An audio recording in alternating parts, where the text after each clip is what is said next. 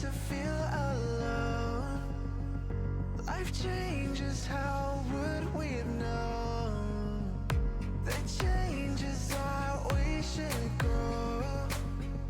Don't leave, I hate to see go. The changes are we should grow. Don't leave, I hate to see go.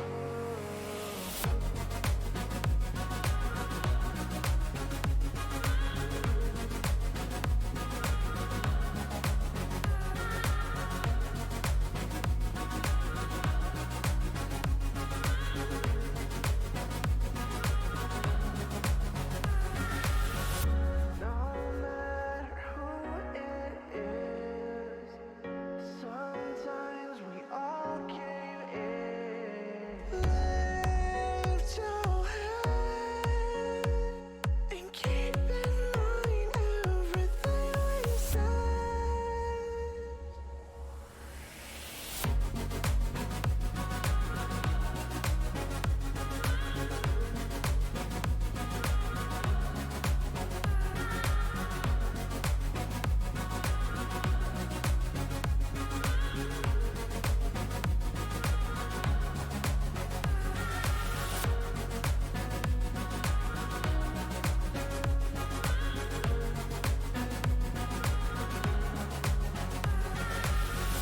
No matter who it is, sometimes we all cave in. The changes are we should go. Don't leave, I hate to see go.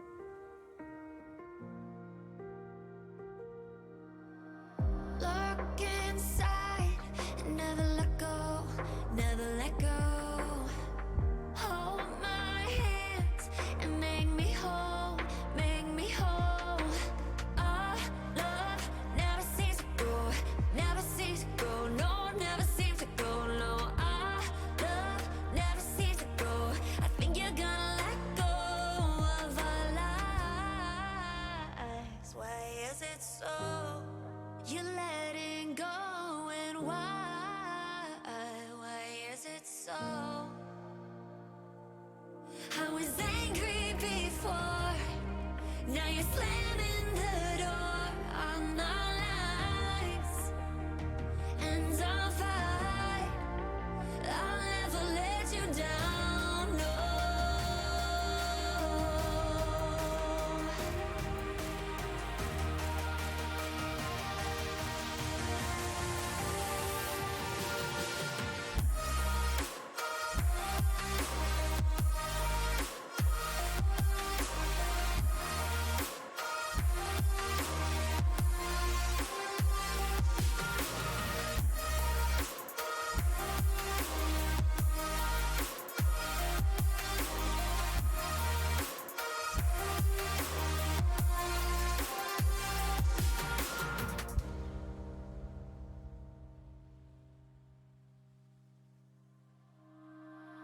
I can't find your soul, find your soul. Why won't you let me know, let me know? Love never seems to go, never seems to go, no, never seems to go, no. Love never seems to go. I think you're gonna let go of our lives. Why is it so? You're letting go, and why is it so? I was angry before, now you're slamming the door on our lives. And I'll fight, I'll never let you down, no. I'll never let you down, I'll never let you down, no.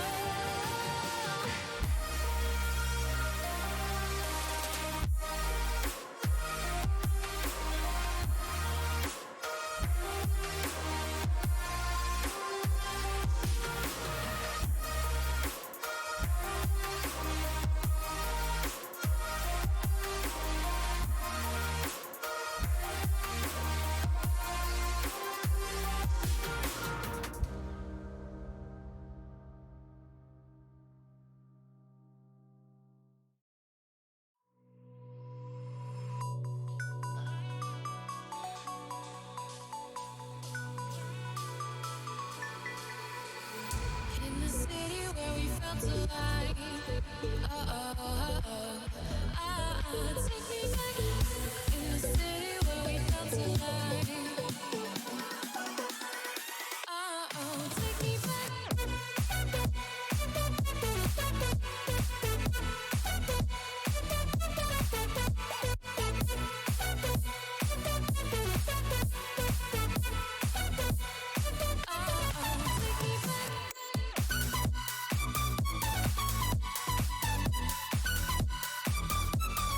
back.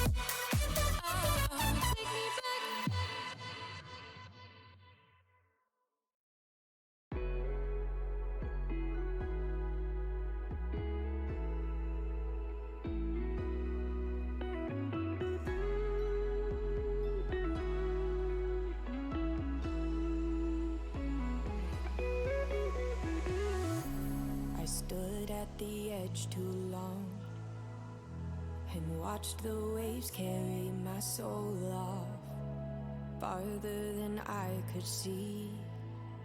That's when I reached the end of me. Emptier than the sky, light was in full exposure. One bullet to the bullseye, my heart was taking over. I forget my lows in the afterglow, in the afterglow. Solace is composed in the afterglow, in the afterglow. Reveries unfold in the afterglow, in the afterglow. Never letting go of the afterglow, of the afterglow.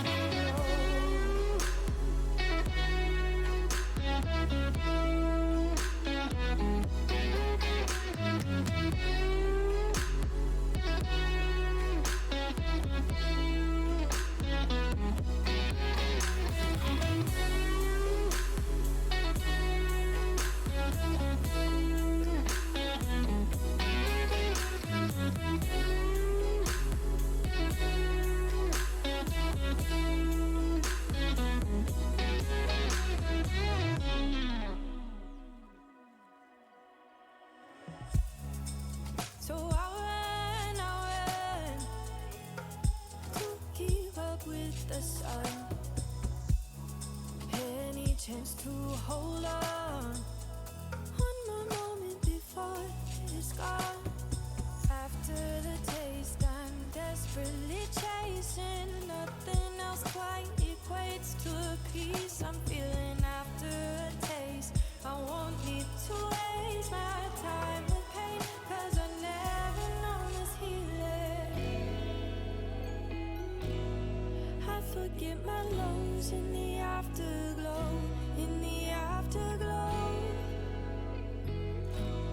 Solace is composed in the afterglow, in the afterglow. Reveries unfold in the afterglow, in the afterglow. Never letting go.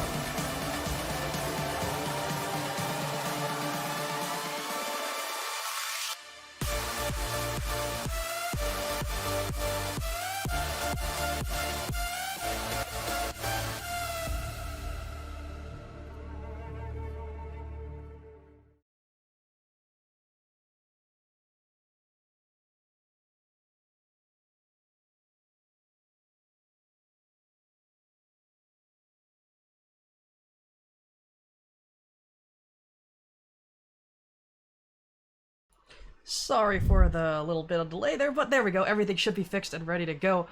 We have LRS Premade taking place tonight. We got some interesting games coming in for us. Moon Crew taking on the Turnip Tots. Right now, both teams are sitting at similar standings, 3-2 for Moon Crew and 3-1 for the Turnip Tots. With the roster shakeup that has happened for the Turnip Tots, I'm interested to see how things do go for both sides, but we should be ready to get into draft very, very shortly, and I'll send it off to my casters when we get the ready check. But yeah, what do you guys think?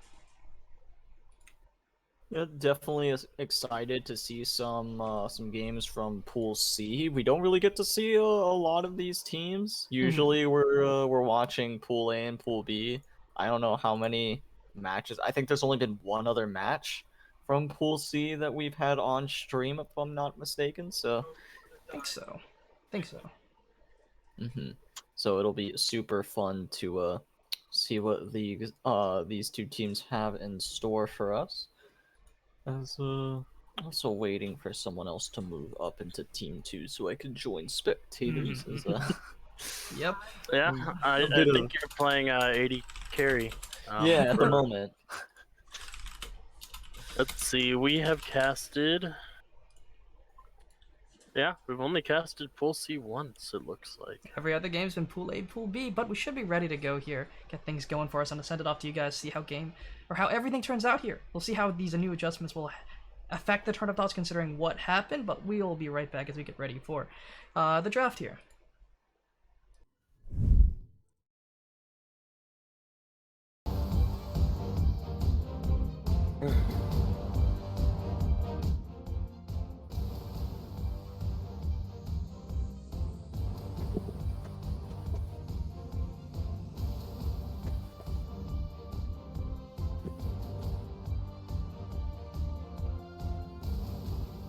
Looks like we are just waiting for the teams to get in order. And once they get in order, we should be good.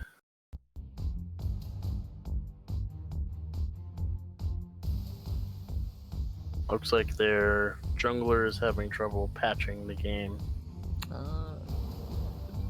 Makes sense. Riot strats, making everything hard. Let's see.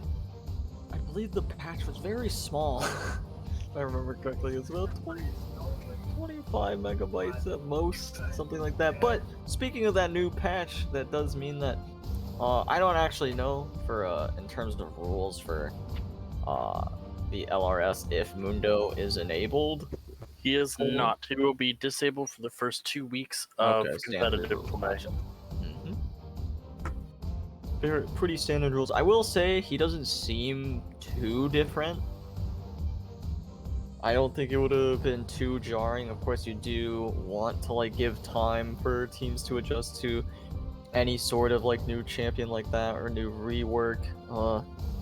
Could not imagine dropping in reworked Akali directly into competitive. That would be a bit environment. insane. Oh yeah, no, that would have been But really unfortunate. some of the champions that did get changed around this patch, I would be excited to see Aphelios get busted out. He did get a net buff, but there was some partial nerfs, but overall it was a net buff for him.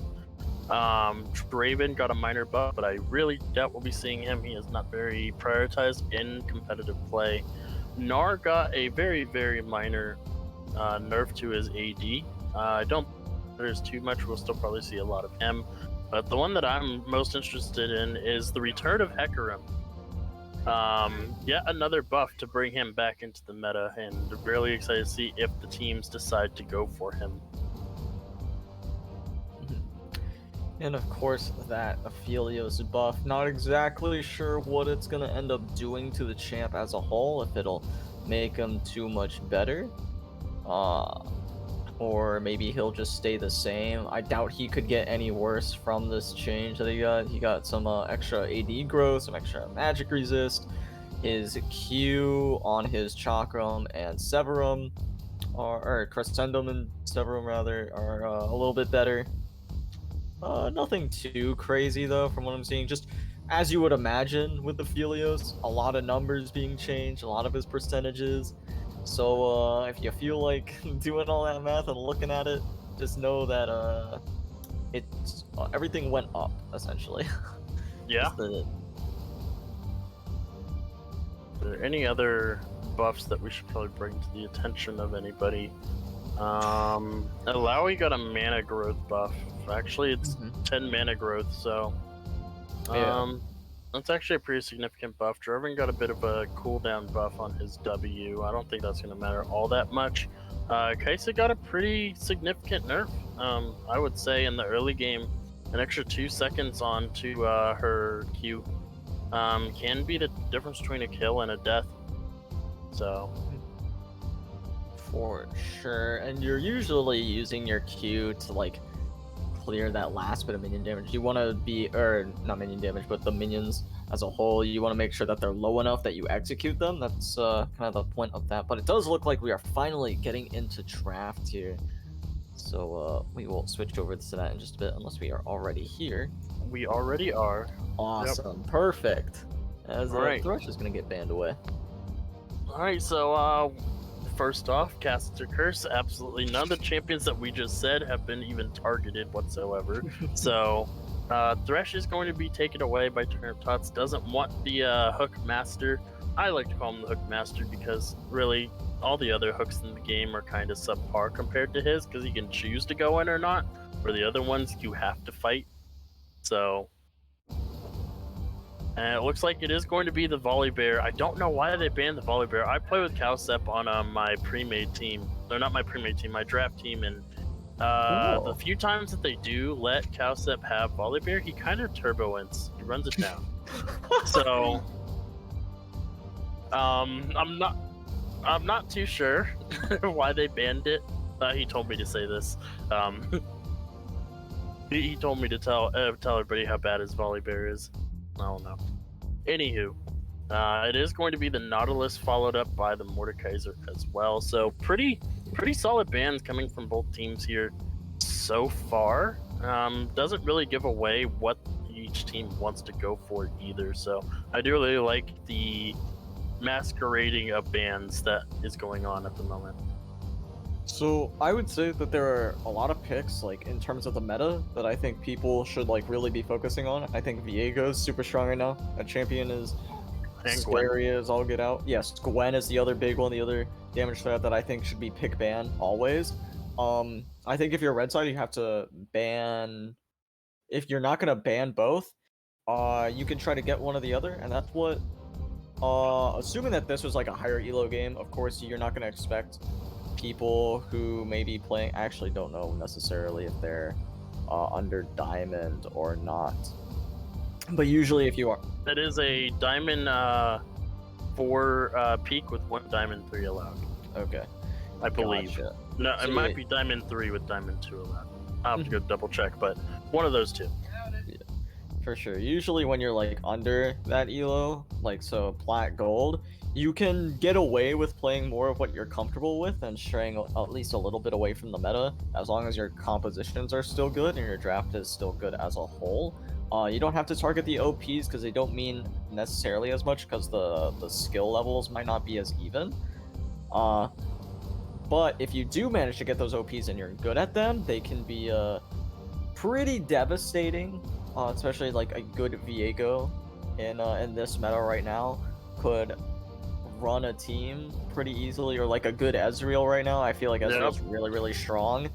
Ezreal is top of the charts for AD carries right now because of the buffs that not only he got, which were really minor, but the buffs to Divine Sunder as well have kind of just tipped him over the edge, and he's become basically the master of bot lane ever since. As long as he gets the time to scale up, he needs the Divine Sunder, he needs that Mana Mune transform to be able to actually do significant amount of damage. It looks like it is going to be followed up by the Malphite as well, which has been, which did get a minor buff to his W this patch as well. And Nocturne, very good first pick. This champion has been everywhere in pro play, in LAS and LRS, and now here in LRS Premade as well. And it can go pretty much wherever it wants in the top, mid, or jungle as well. So very flexible with that first pick. I really enjoy what Turnip Tots are going for so far. Yeah, Turnip Tots, I want to see them pick up maybe something else with some global presence. I think could be really interesting for them. Something like, no, not that one. Maybe something like Twisted Fate or Shen or even Galio would be Karthus. fun. Yeah, no, that could be an angle. There's definitely there's something there. They do end up locking in Set, which I think is just a solid champion overall. And it's also a great flex champion. And you have 2 champions that you can flex really easily. Ooh, and Samira. I always think that it's a great idea to choose your ADC in the first half of the draft, especially with the way that counter picks are so important right now. And of course, locking in Samira. I think Samira is a great answer to Ezreal. Yeah, and something I really like about their draft as well is when you lock in the Nocturne, you usually want champions that can dive with the Nocturne, and Set and Samira can both do that pretty well. So I do like what they have so far. Gonna see what MNC decide to go for as their third pick here. This could be a Set support, in which case Samira Set is a very disgusting lane in my opinion, though with the bug to Hex Flash I do think it might not be the support Set. That's usually what you run with it, so without that it might be something else.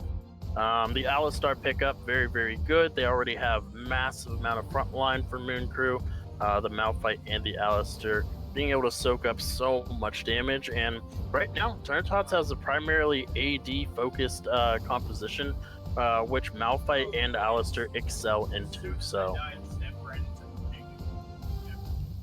For sure.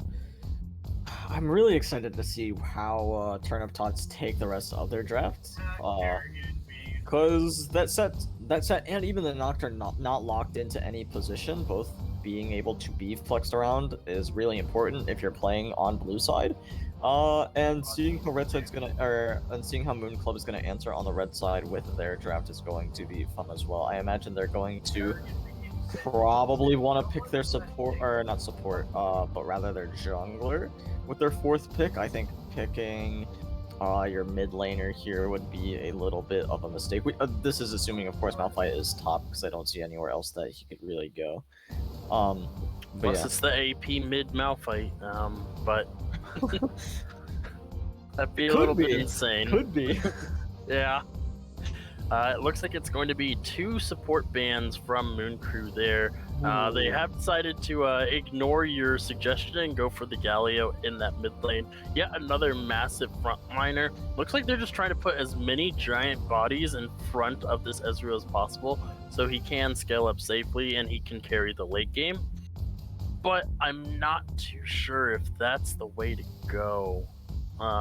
Honestly, without, because the problem with this composition is you're most likely drafting losing lanes. The set does do pretty well into this Malphite, and if this is a Nocturne mid, then the Galio is going to struggle very, very hard into it.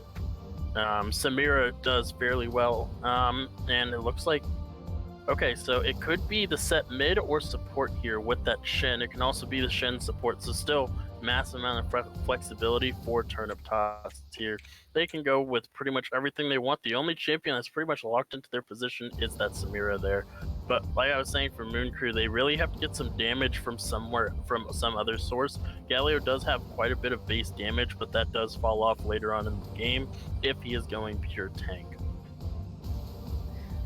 Shen definitely can serve to be a lane bully. Malphite not gonna have a fun time farming in this lane. And the Ahri rounding out the team composition here into the Galio is, I want to say that's a pretty solid matchup for Ahri. You'd have to think. And I was a little upset that they chose the Galio. Oh no, they chose Heimerdinger. Oh, they chose the Heimerdinger. Where's Gurf's, where is it? Where you at, Gurf? I know you're watching. Yep, there it is. So it looks like it is going to be that Heimerdinger in that mid lane or in the top lane. Like I said, it could still be that support Shen as well. So still a lot of flexibility. We won't know exactly where Turnip Tots composition is going to go until everything is locked in the actual draft here. But what is Moon Crew going to respond with? Because honestly, when's the last time you saw Heimerdinger in competitive on stream? I think it was the last time I casted Gurf, actually. Was the last time I saw Heimerdinger in, like, a competitive match. And normally I wouldn't rag on the Heimerdinger pick too much, but it's, the weird part about it is that it fits nowhere into this comp. You've drafted a composition that wants to go in. You have Samira, you have Shen, you have Set, you have Nocturne, and then you have Heimerdinger. For some reason, yes, he does have the ultimate power to E, and then that's realistically it for his, like. And therein lies the answer to your question there. You have 4 champions that don't want to go in, which means everybody is focused on those 4 champions that want to go in, while Heimerdinger gets to chill in the back, throw turrets and bombs and whatever else he wants to throw at them, without much threat unless they specifically target him, which allows Turnip Tots to basically run the show after they engage on the Heimerdinger. Yeah, that's definitely one way to look at it, but the other issue I have with, like, that strategy is you go all in, you don't have a lot for the peel afterwards. So say you use your tools to peel for Heimerdinger, or like, because obviously Lee Sin, Alistar, Malphite all also want to go in. They want to do as much as possible to Heimerdinger, if they can, or just let Samira run into them and then CC her and not let her play the game. Those are like their two main strategies. And if they pick the first one and they go in on Heimerdinger and then ult somebody out, Samira doesn't really have another person to go in with after that, besides maybe like Shen and Nocturne, and then Heimerdinger probably dies. And if he doesn't, if he pops his stopwatch, if he pops his Zanya's while everyone's around him, then assuming that his turrets are up, it can be pretty solid. You can fight back with that, and all of a sudden they've gone in on you, and then it's okay. But then on the other side of this, you also have Ezreal, who no one's touching either, because they're all trying to peel for Heimerdinger. So whoever goes in on either side is going to have a rough time of managing to make anything happen. And it's either going to be whoever goes in first is going to have an easier time, or whoever goes in first is going to have a really, really tough time based on, I'd say, who's ahead. I'd say whichever side is ahead or whichever side's behind rather, can't really go in as well, because their backline will just end up dying. Yeah, I will say this though, Galio and the Heimerdinger, I am not a fan of Galio's chances in this lane, not because the Galio will just die to the lane, but because he's never going to get any pressure in this lane. It is so difficult to get pressure against a Heimerdinger unless you're playing like a Lucian or a Syndra, something that can instantly destroy those turrets as soon as they're put down, and Galio will take damage trying to approach them to take them down. His Q isn't going to be enough.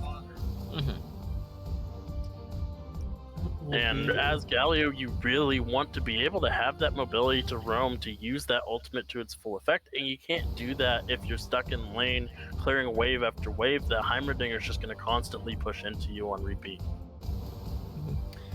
For sure. It will take a little while for Heimerdinger to get to that point where his turrets won't die super fast, especially if I'm pretty sure you max W on Heimerdinger. I've always maxed Q, but I know I remember like watching, I think it was like Heizendong teaching Deathly how to play Heimerdinger in like an ARAM, and he was like telling him, do not max Q, max W always, and because he was like, it was when Heimerdinger was really strong. It was getting played in the LEC. But I can see, I know a lot of people like to max Q, but I always remember all my Heimerdinger main friends telling me max W is a pretty solid idea. Of course, things have probably changed since then. Haven't really played Heimerdinger in a while, so we do have Gurf giving us the rundown of why Q is better in the chat. So, well, not the rundown, but just telling us that Q might be a little bit better with the recent nerfs, which does make sense to keep those turrets up a little bit longer. Yeah, and while I do think that it is a very unique pick, and Turmtots have a very unique composition here that can definitely win the game, I do feel like Moon Crew's team fighting is going to be significantly better. They have that Lee Sin with the playmaking. They have the press R on multiple champions with the Malphite, and the Galio able to follow that up with a knock up into a taunt. The Alistar able to peel for the Ezreal very, very well. It is very difficult, I would say, for the side Turnitos to actually win these team fights as the game continues onward. Perhaps if they get a massive enough lead in the early game, they might have a chance, but the later this game goes, the less chances they're going to have of winning this, I think. Yeah, for sure. I definitely say that Moon Club has great late game insurance in that Ezreal. That being said, Samira snowballing out of hand could be really scary. If they do put her behind early though, and Nocturne falls behind early, it's really, really tough for them to get in the game. And I would even go as far as to say if they fall behind early, there's realistically no way that they could get back into the game. without some serious misplays from the side of Moon Club. So, Yeah, I do have to say it is quite rough to be on the receiving end of a Fed Samira. It just feels like there's absolutely nothing you can do. For sure. Fed Samira is very scary. I saw a clip a little bit before we started of the Samira. Just I didn't even watch. Like, I feel like I blinked and Samira had gotten a pentakill. Like, I saw the person who was like who the clip was of. He dies, and I'm like, dang, that sucks. And I'm just watching, and I see Samira just erase everything else, and I'm like, huh, that's weird. Yeah. All right. Predictions are open, everybody. We are going to go on a quick break as we load into the game. We will see you guys soon.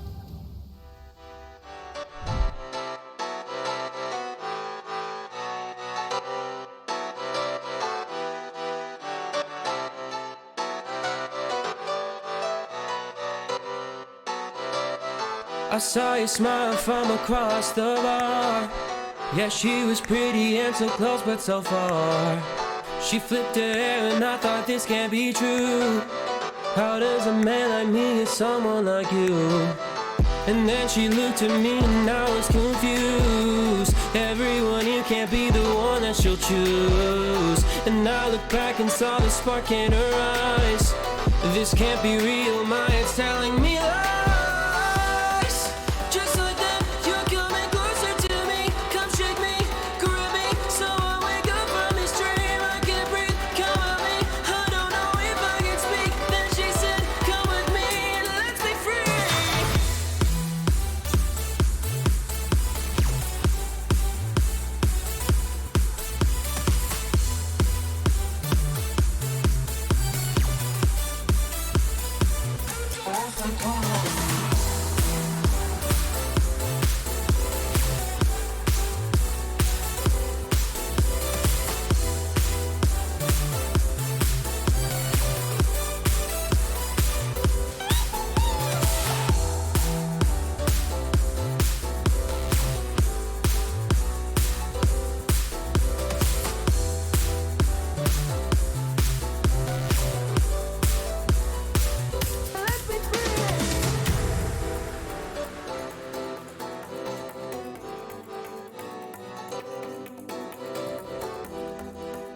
Alrighty, everybody, welcome back to game number 1 of the series between, I believe it is Turnip Tots versus Moon Club. Moon Crew. Moon Crew, sorry. And we have the Turnip Tots on the blue side and the Moon Crew on the red side. All right, let's see here. Okay, so let's see. Let's do a quick rundown of the teams and their names, shall we? Just so we can get used to them. You want to do blue side? I'll do red. Yeah, sure. Oh, that's a name. All right, yeah, I'll do blue. So in the top lane, we have Suisse Channel. In the jungle, we have Cowsep Jr. In the mid lane, we have Economical. In the ADC position, we have 808 on my mind. And in support, we have the one, the only Liquid Core JJ. That is definitely the real one, by the way. Took a break from actually playing an LCS to come play here. Yeah, wanted to make sure that that everybody knows he's the best support in North America. But Absolutely. on the red side here, we have Playmaker 2 on that Malphite in the top side. Daisuke Uwu on Lee Sin in the jungle. Yasuf on Galio in that mid lane. Badger on that Ezreal at AD carry. And Cake Kitty on that Alistair in the support. Yeah, so hoping for a solid game. Ooh, the ward is spotted, and they do manage to clear that one out. That's why you start the sweeper. Lee Sin, of course, not starting a sweeper because he's Lee Sin. He wants to be able to ward hop early. Yeah. When he gets level 6. So, yeah, Lee Sin, unfortunately, not allowed to go for the sweeper at any point in time, so he can go for those playmaking ability, which means it is mostly on that support to pick up those that sweeper as early as possible and clear vision. And because it's the Alistair, it does allow for very easy roam setup between him and the Lee Sin in that mid lane, or even in the top lane if Alistair decides to walk up that far. It looks like they're going to get level 2 first down there on the bot side, so Alistair and Ezreal are going to back way off because set level 2 is disgusting. Yeah, Set and Samira both have pretty disgusting level 2s. And of course, Ezreal also getting some good damage off as well in that bot lane onto the Set. Means that's not too terrible, and of course not losing many minions as the wave was pushing towards them anyway. It probably lost like 1 or 2 at most of that wave. We'll see. Galio doing a good job of not losing too much health in this lane. Oh, Lee Sin's looking to gank bot. The Q's gonna land onto Set. He's gonna get knocked up. Has to flash if he even can. There it is. But he's still gonna go down. Alistar gets the first blood. Now Samira flashing forward, trying to get the Alistar. Alistar's gonna get knocked down by the Nocturne. But now Lee Sin's gonna get taunted up. Teleport coming in now from the Malphite as well. Hammerdinger's so low. Malphite's here, trying to get something done. He's gonna slow up the Shen. There's so many low health bars. And now Ezreal and Malphite getting free kills. And now the Nocturne gonna go down, and that's 5 kills for the side of the Moon Crew to open up the game. What? We just watched an ace come in at 3 minutes into the game. Everybody said it's a party bot side. I know it's summer, pool parties are opened up because COVID's pretty much done with for the most part of most of the country, but damn. It's not supposed to happen on Summer's Rift till like the 15-20 minute mark. Come on, guys. That is 6 kills at 4 minutes into the game. It was before that. It was more likely like 3 minutes, 3 minute 15 seconds if I had to guess. As We're now not there's done. more action. Yeah, in the river. Looks like 2 members are gonna get taunted up, both the Shen and the Heimerdinger. They're gonna get the stun off on Galio. Galio getting very low, does not have the flash available, and will go down. Heimerdinger collects that one, and Alistar is here, but he's not able to get anything done. Oh, the action just keeps rolling. It feels like you're going to be talking quite a lot this game there. But we are 2 kills to 5 at the 4.5 minute mark. We're at 7 kills, and we're not even in its infancy. A lot of these lanes are barely on their 3rd or 4th wave of CS here. The top lane suffering most here, 16 to 17 CS, unfortunately, and I want to know where all these buffs ended up. It looks like Economical ended up with that blue buff. Who ended up with the double buffs? I wonder. It looks like the Lee Sin did not have his red buff, so he gets to collect that. I want to say Ezreal had most of the buffs, but I think he'd still have them now, so now I'm confused. Maybe it was Galio, then they would have gotten transferred. As now Galio looking for a taunt onto the Heimerdinger. Heimerdinger taking a little bit of damage, not too much though, will be just fine. Does get a lot of return damage, and now Set is here to get something done, but a nice W from the Lee Sin will get him to safety.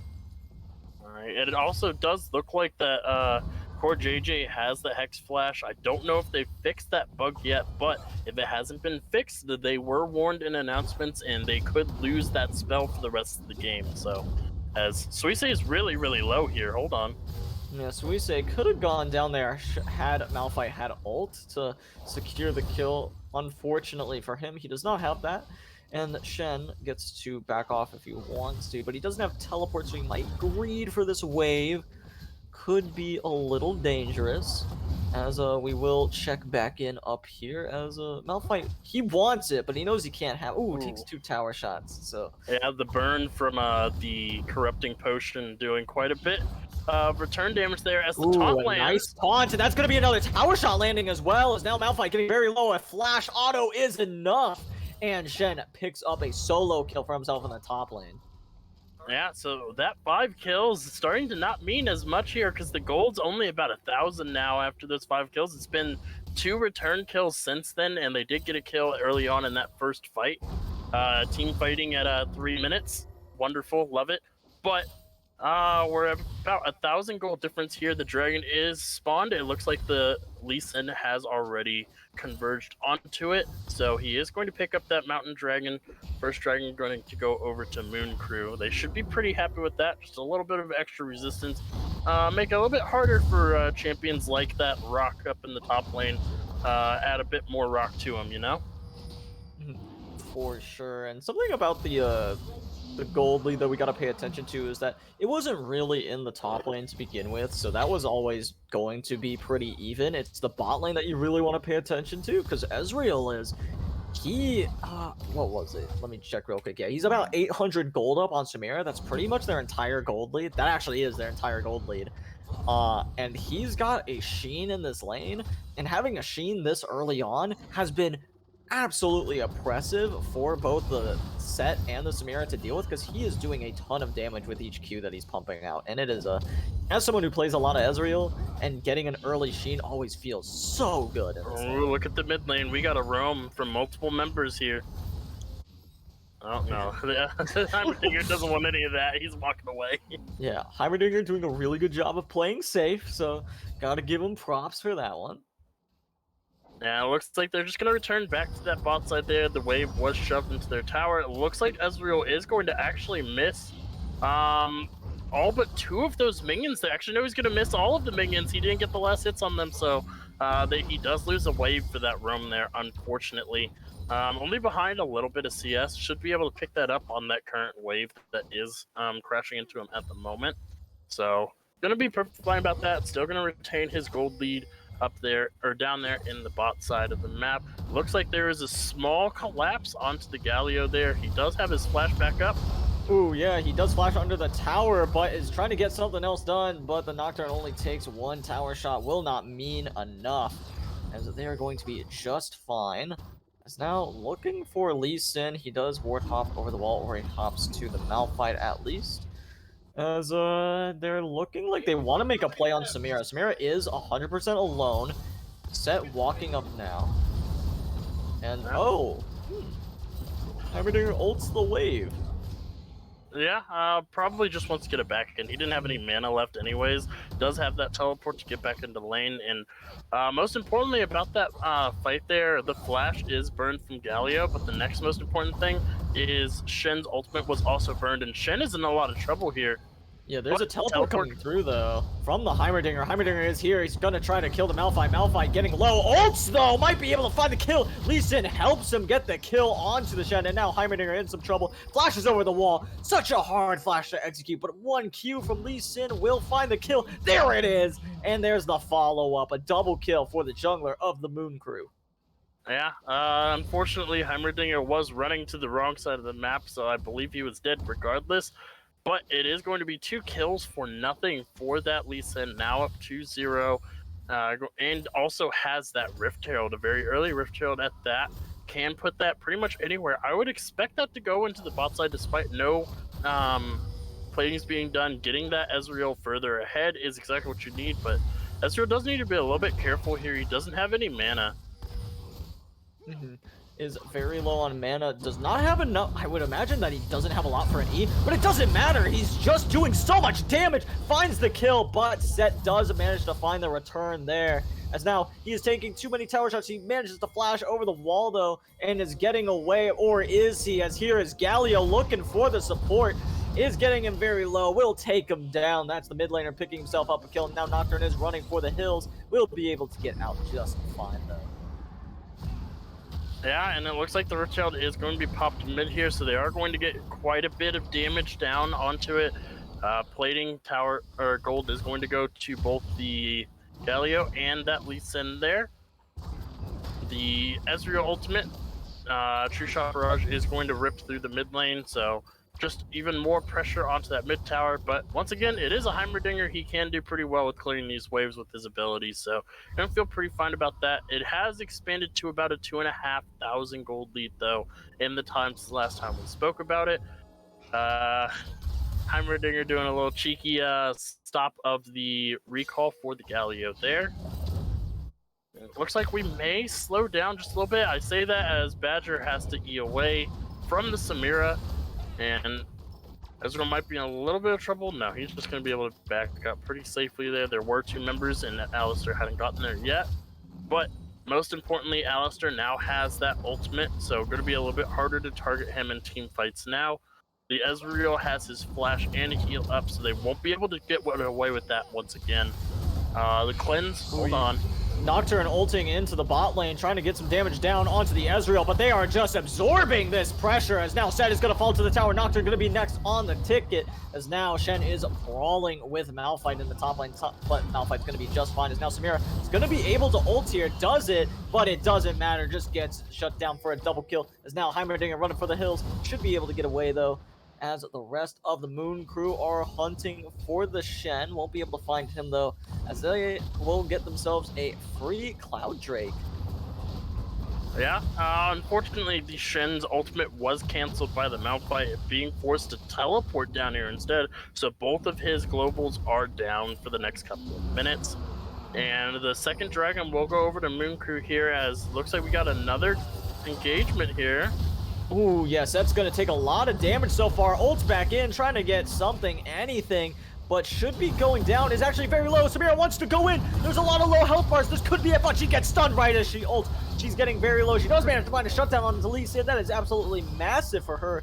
But now, Heimerdinger going to pop his stopwatch, but just gets queued immediately by the Ezreal. They eat a follow-up for good measure, as now Ezreal is 6-1-6. Samira, though, getting a very important shutdown.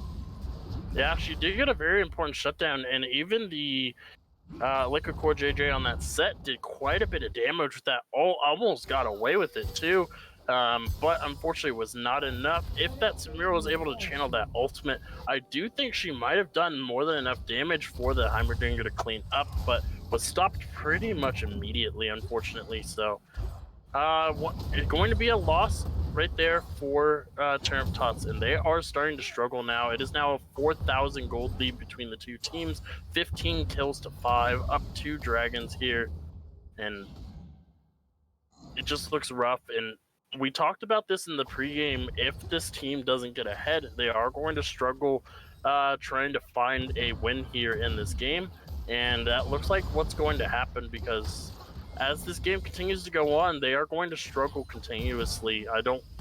Unless they get something really big, like you said, a massive mistake, I don't think they are going to be able to pull this one back. If they do, it's going to be very difficult and based on mistakes. Hold on.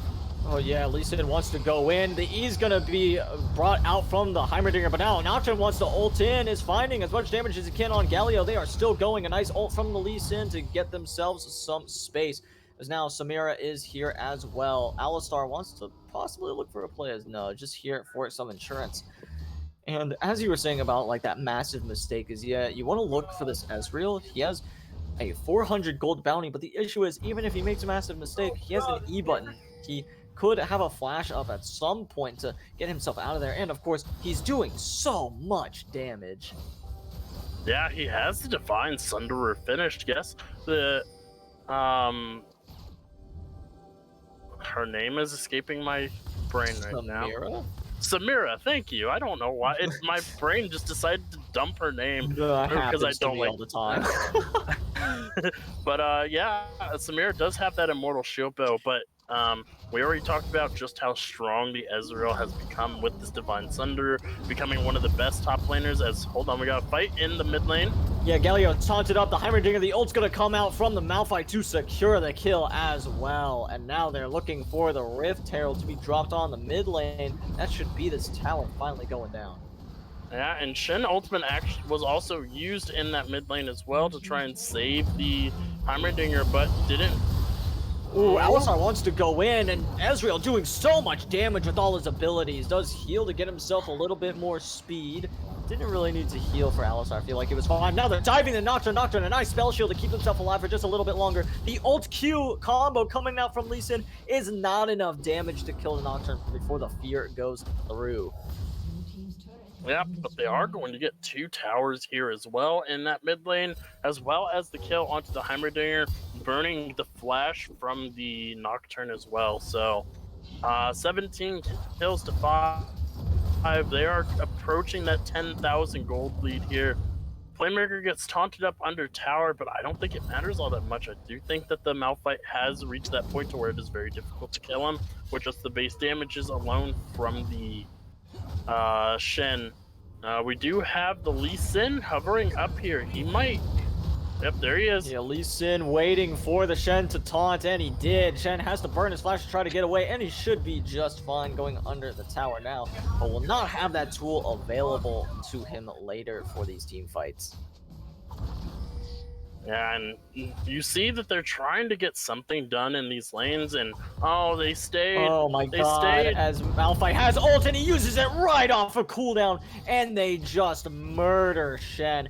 This poor man just wanted to stay for an extra wave, but gets so greedy by pushing it up.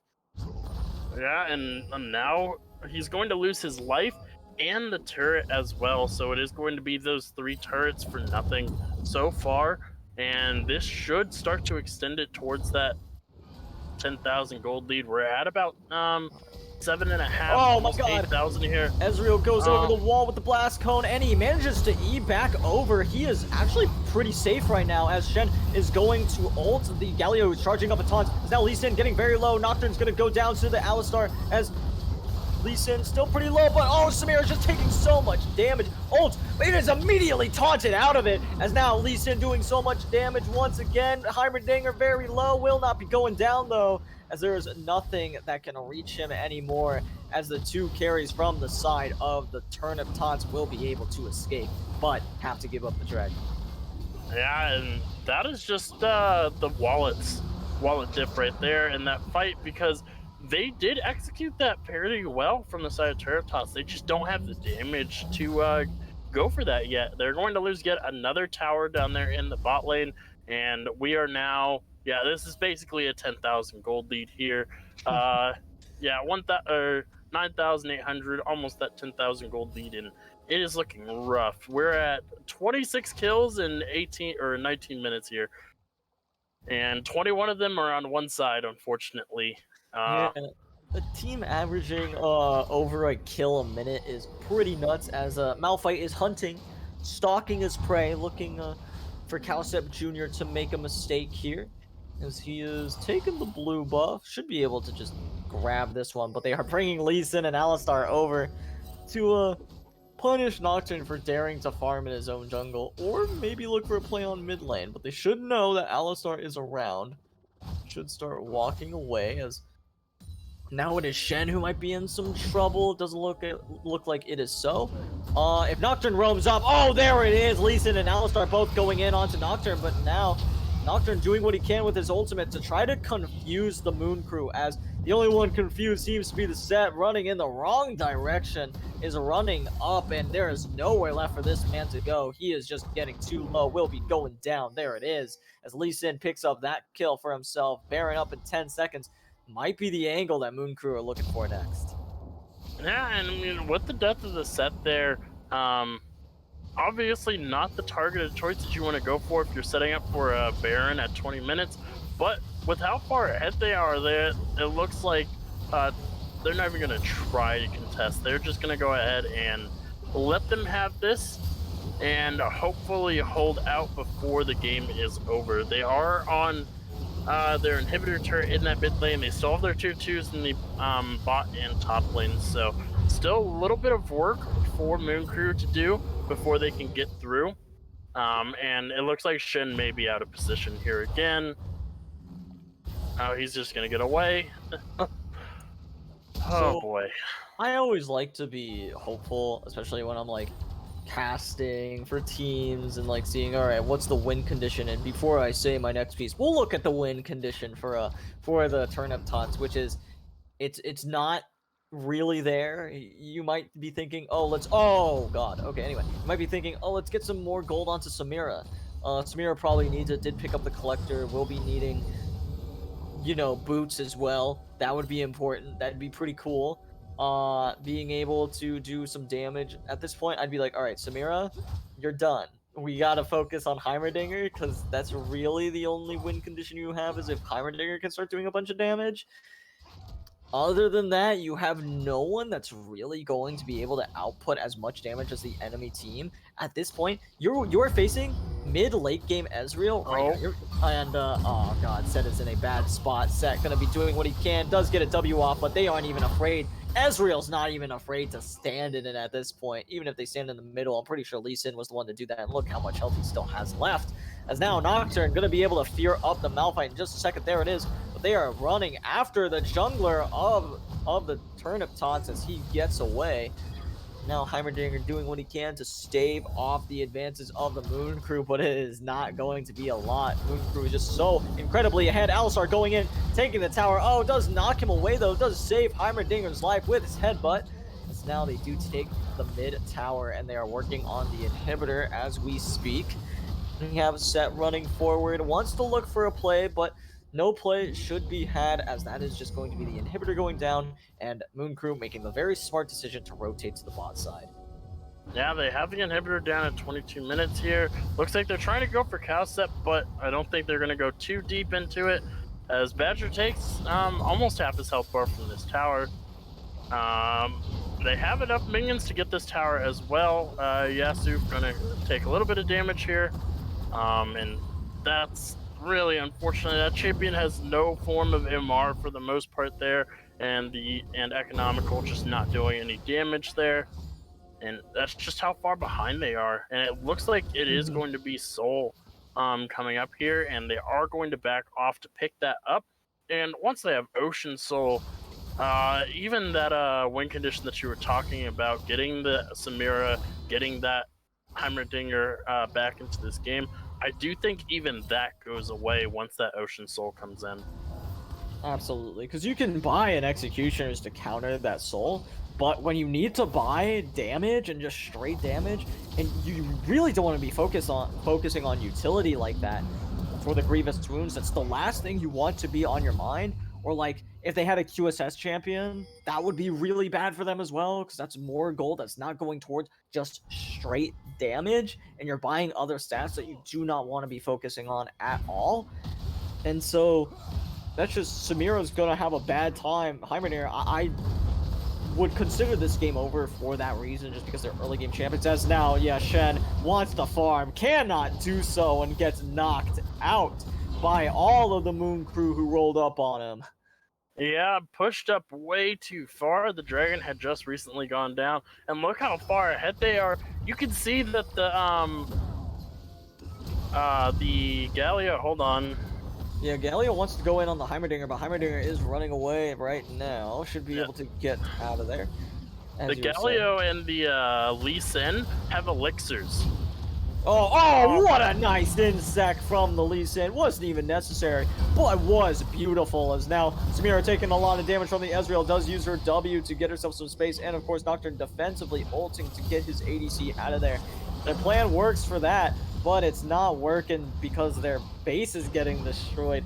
Nothing they can do can really stop that from happening, as now Moon Crew taking it slow, and will probably look to just reset, buy some more items, go topside, and close the game out through there. As now, Set walks up, maybe not, as he's gonna ult and dies, as now Nocturne gonna go down next, as well as Samira had fallen in that scuffle as well. And now, instead of resetting, Moon Crew gets to take the game. They're on the Nexus towers, should be on the Nexus. The teleport is coming through for just a little bit of BM. Heimerdinger walking up, trying to save the game. It's going to be taken out by Badger as they will take the Nexus. That is game 1 going over to the Moon Crew. Yeah, very clean game coming from Moon Crew there. Pretty much had the game wrapped at that 3-minute mark where we had a 5v5 in that bot lane, getting those 5 kills. And from there, they did give up a few extra kills, but once the 8-minute mark came around, it was just smooth sailing from Moon Crew there. I guess I would take a gander to say they used the moon to guide them? Question mark. I could see it.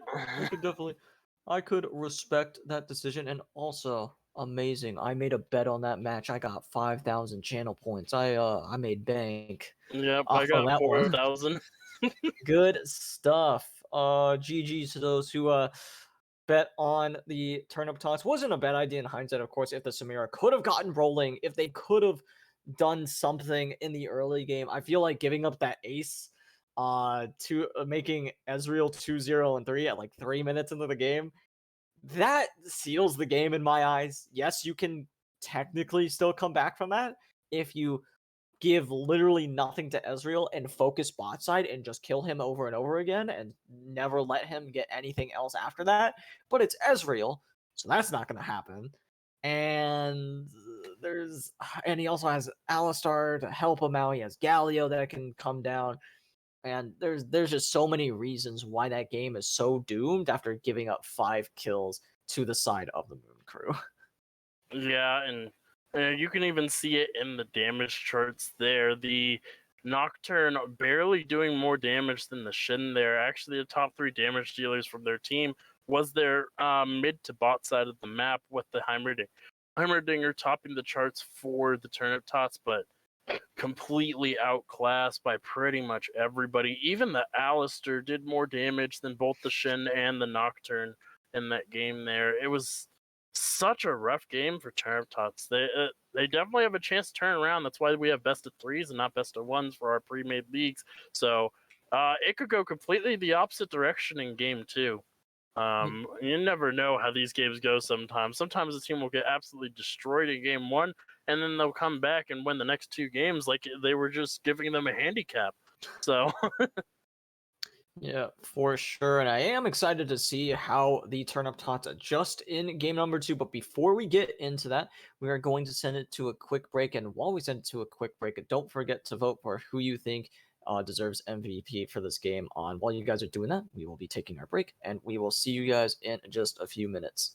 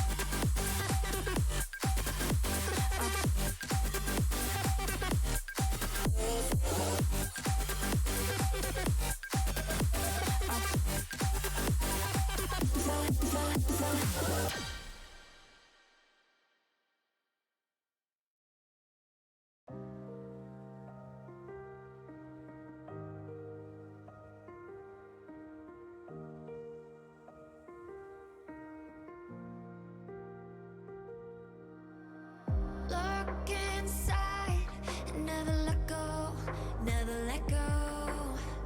Hold my hands and make me whole, make me whole. Our love never seems to go, never seems to go, no, never seems to go, no. Our love never seems to go. I think you're gonna let go of our lives. Why is it so? You're letting go, and why? Why is it so? I was angry before, now you're slamming the door on our lives, and I'll fight. I'll never let you down, no.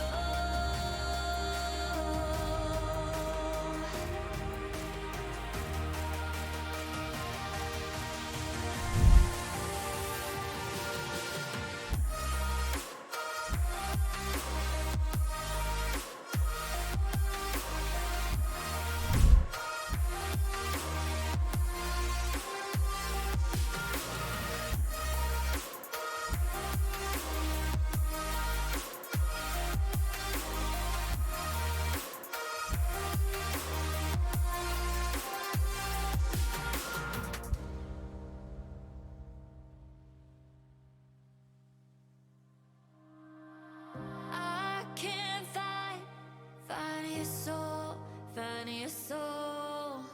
Why won't you let me know, let me know? Love never seems to go, never seems to go, no, never seems to go, no. Love never seems to go. I think you're gonna let go of our lives. Why is it so? You're letting go, and why? Why is it so? I was angry before, now you're slamming the door on our lives, and I'll fight. I'll never let you down, no. I'll never let you down. I'll never let you down, no.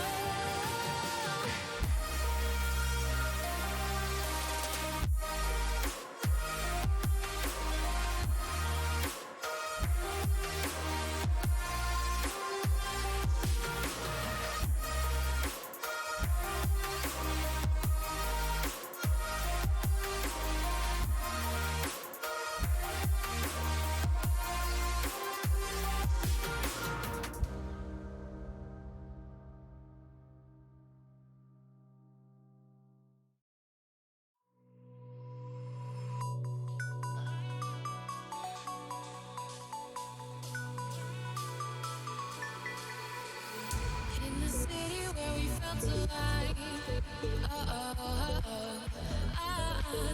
back. In the city where we felt alive, take me back. Take me back.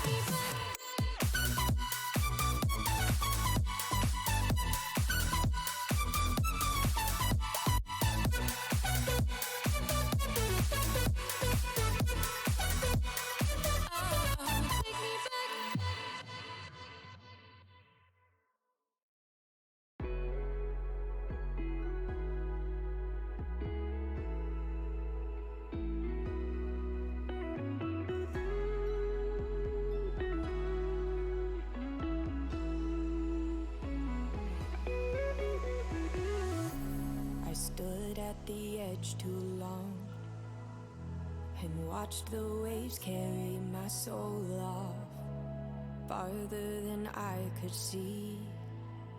That's when I reached the end of me. Emptier than the sky, light was in full exposure. One bullet to the bullseye, my heart was taking over. I forget my lows in the afterglow, in the afterglow. Solace is composed in the afterglow, in the afterglow. Reveries unfold in the afterglow, in the afterglow. Never letting go of the afterglow, of the afterglow.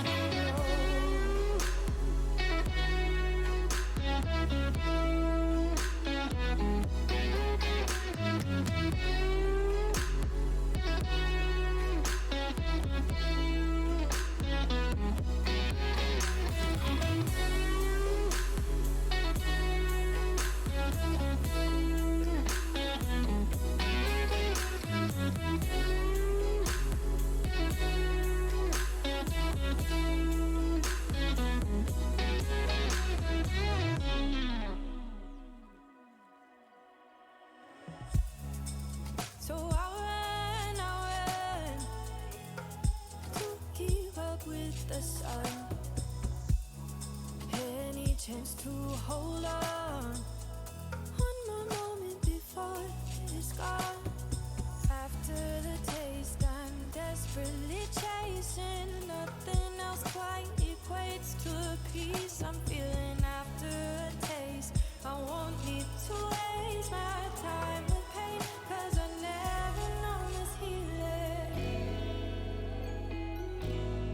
I forget my lows in the afterglow, in the afterglow.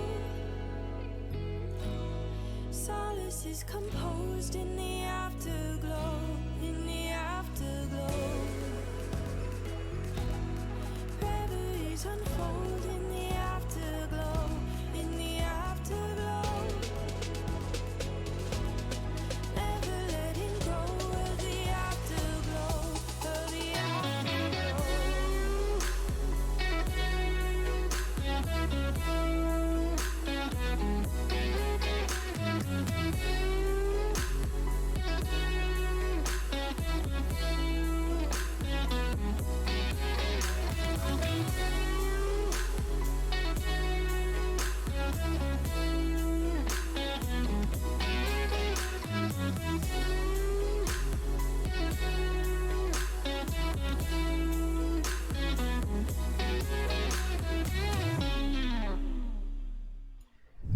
Welcome back, guys. Sorry for the delay. There were some issues on the side of the Turnip Tots as of now, but they're trying to get those resolved as soon as possible. But first things first, player of the game does go to Daisuke Uwu as your player of the game, going 7-1 and 17. My bad, 2 sevens there, really hard to read. But yeah, he took over the game on the Lee Sin, had some great ganks, some great plays, and that's what you want to see out of your jungler here, especially now when playoffs are right around the corner. For sure, yeah, making plays all around the map. And when you're playing Lee Sin, that's exactly what you want to be doing. Going 7-1 and 17, you more than fulfilled what that champion wants to do. I remember hearing that there was once a Lee Sin that went like 0-2-0 in like LCS or something. One of the casters said that like, why'd you even pick the champion? You know, so it's always a risk because you do run that option of like, hey, like this Lee Sin could end up just straight running it, and that's never what you want to see. And this Lee Sin more than exceeded expectations. Definitely. And with that, I'll swing you guys right over to draft, get things going here for game number 2. We'll see if Moon Crew are able to keep the pressure, and, you know, looks like they're doing pretty well. Bans are already coming through already. Yeah, looks like we are going to have similar bans. The new one is going to be that Malphite ban taken away there. So we do have the Thresh and the Volibear both being banned away from each side. Nautilus is going to be following up. So nothing new from Moon Crew just yet. It is going to be that Lee Sin that we talked about a little bit about as player of the game there, going to be taken away there. But that does leave open that Mordekaiser and that Gangplank and that Ezreal as well. So a lot of very strong power picks that could be available for Moon Crew if they can get their hands on it here. And Moon Crew seeing those two bans when they banned two very different champions before, it looks like they may be thinking about this third ban a little bit. It looks like it is going to be that Shen that is hovered there for their final ban from Moon Crew. Find it a little bit interesting. They did seem to have an easy time taking care of it. It looks like they're going to switch it over to the Nocturne, another one of those champions that they may have thought could give them trouble. So that is going to be banned away there. It is going to be the first pick, Ezreal, coming out for Turnip Tots though. And I do like this adaptation. Ezreal, one of the strongest AD carries in the game right now. We've talked about it time and time again tonight, and if they pick this up, I do like Turnip Tots draft already. Yeah, for sure. As long as the other side plays like the Gwen, Viego, which I imagine they don't based on how we didn't see either of those champions getting drafted, or of course the Rumble, like all these OPs that you usually be seeing, as long as those aren't really played by the side of the Moon Crew. I also really like the Ezreal pick. It was also a big part of the Moon Crew's success. This champion is really strong, and if you can get it to that mid to late game, the champion just takes over games and is allowed to do whatever he wants. So taking that for themselves is a step in the right direction. For sure. But that being said, Moon Crew is going to be able to pick up the Galio for themselves, and excited to see what they do with the second pick as well. I would recommend picking AD here, and then you can kind of test the water, see what Turnip Tots want to get done with their B2, B3 picks. We'll see. Oh, Moon Crew's actually feeling different. They want to go ahead and want to get as much as possible from their last team comp. Yeah, I wonder what they're going to pair the Alistair up with this time around. And because of that Nocturne ban, it did leave open that Silas pick, which was banned away last game, away from Turnip Tots. It looks like they are going to go for it, and this does make it a little, once again, makes it a little bit harder for the Scalio to roam, not because of the wave clear, but because the Silas can match it by taking that ultimate.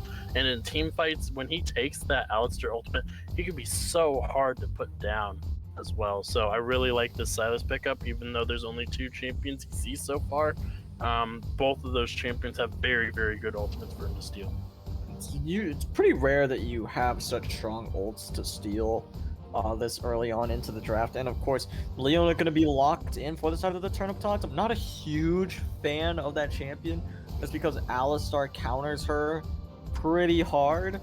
Alistar does have the Q and the W to use against Leona when Leona wants to go in. And Moon Crew go ahead and lock in the Kaisa, so also looking to get on that train of late game ADC, looking to try to do what they did last game. And I really like their comp so far, except the only issue I really have with it is that it's pretty simple to see what they do, what the Moon Crew want to do. Moon Crew wants to go in and go in hard. If I'm Turnip, or if I were Turnip Tots, I would be thinking about banning Orianna, then realizing that Galio has to be mid. It's not that necessary, but Orianna with this team would have been really nice if they had the opportunity to go for that pick.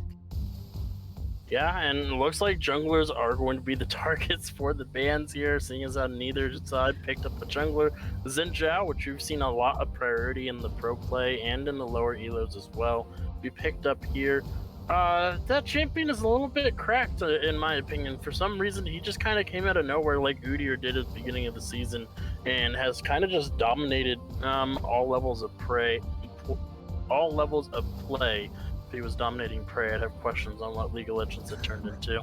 All levels are prey to Xin Zhao. Let's be realistic. He gets to do whatever he wants to any level of player. That champion is nuts, as you were saying.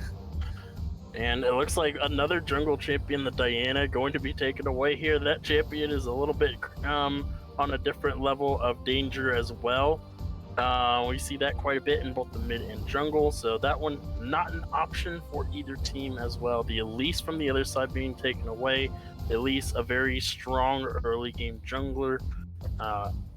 So it looks like the early game junglers are the ones being targeted here. It is going to be that Mordekaiser as the final ban. So a top lane ban can be a jungle ban. The Mordekaiser jungle isn't too terrible, I would say. He can do clearing quite easily. But I haven't seen it in competitive play in the jungle, and I'm pretty sure I can say that for all levels of play. I don't really see it in the jungle. You'd be more likely to see a Darius jungle than the Mordekaiser. So Yeah, Mordekaiser jungle is not the strongest thing in the world, even if it did get that very slight buff when Darius also got it. Remember, people definitely wanted it to work. I can tell you that much based on how much I saw it. Ooh. Yeah, Scion being locked in now. Again, saving jungle for last pick. I don't like that seems to be a recurring theme. You don't really have to counter jungle. it is entirely possible that they decide to go for the jungle counter pick because as we saw last game, it was the jungler that kind of unlocked the entire game for them. So going with that jungle counter pick does make it a little bit easier, especially because they go with the Kayn, who needs that agency to be able to agency and lanes to be able to farm safely. He is not a very 1v1 type fighter in the early game. He does lose quite a lot of matchups, and with the Sylas and Set as his two guardians in the jungle, I do like his chances just a little bit. Those are two very strong lanes that can rotate to him quite easily and have a lot of base. Damn, what is going on? That is 4 big beefy balls in front of Kaisa. Oh my lord. So the idea is you can build just straight armor and negate a lot of what they can do. They do have Sylas though, so you can't really do that and get away with it. So I'm gonna be interested in seeing how they end up playing this game.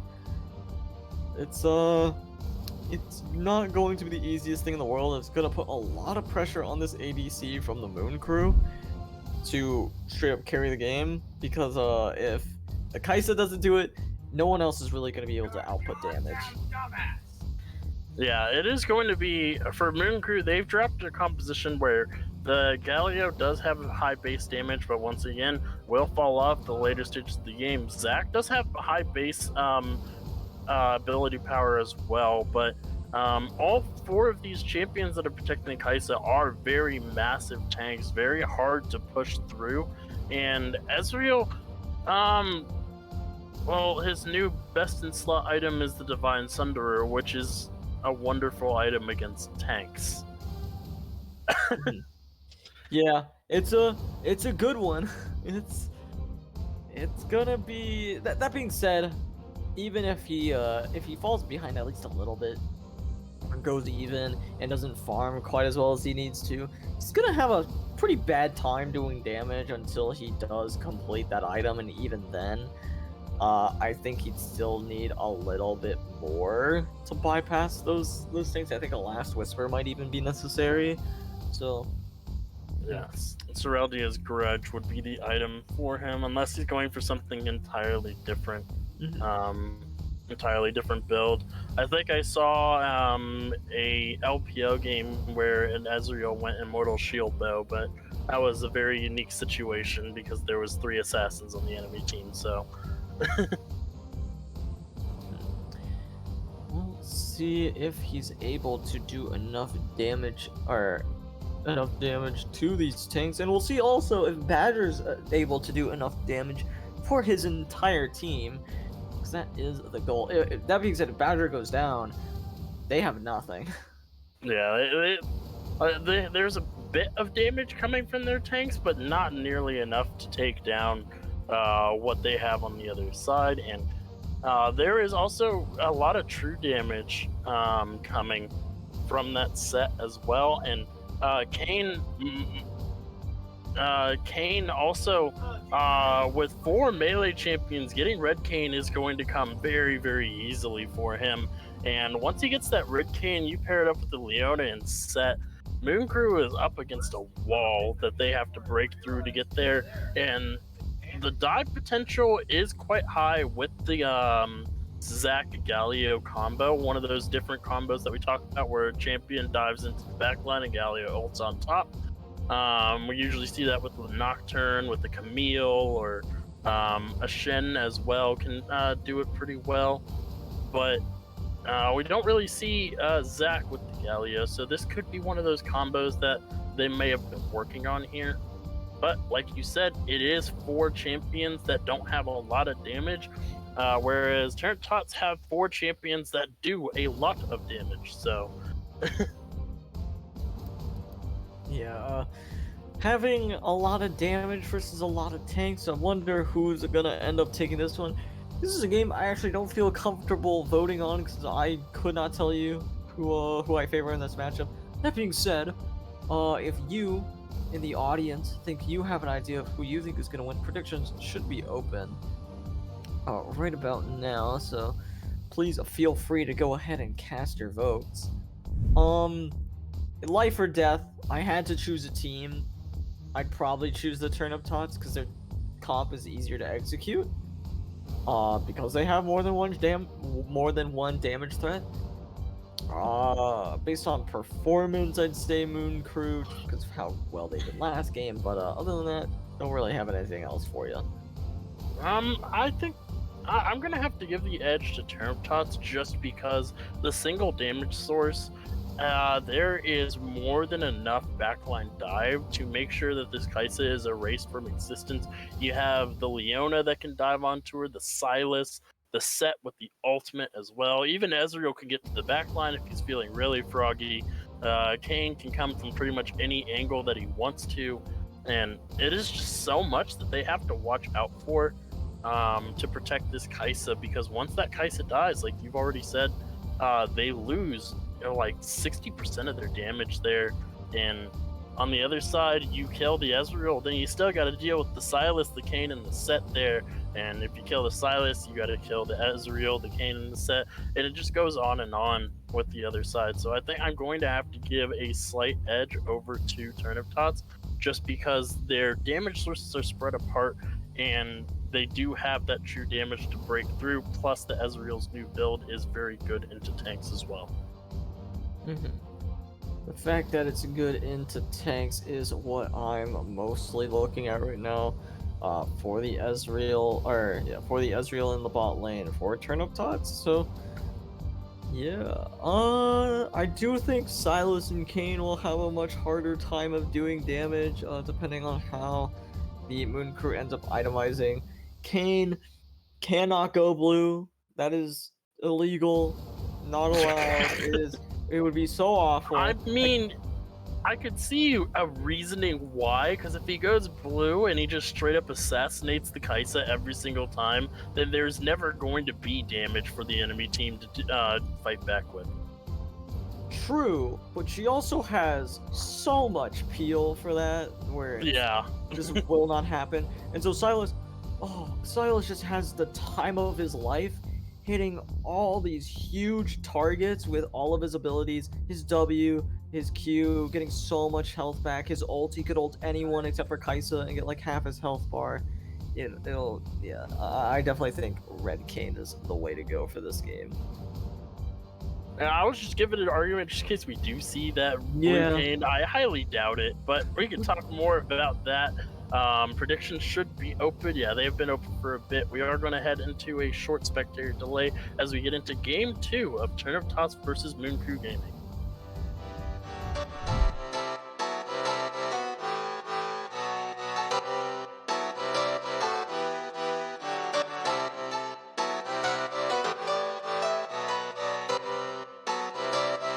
I saw you smile from across the bar.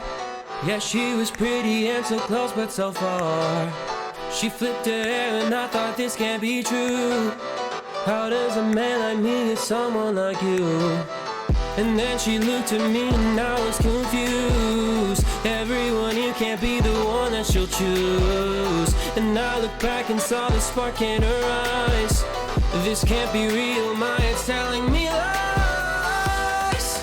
Just like them, you're coming closer to me. Come shake me, grab me, so I wake up from this dream. I can't breathe, come at me.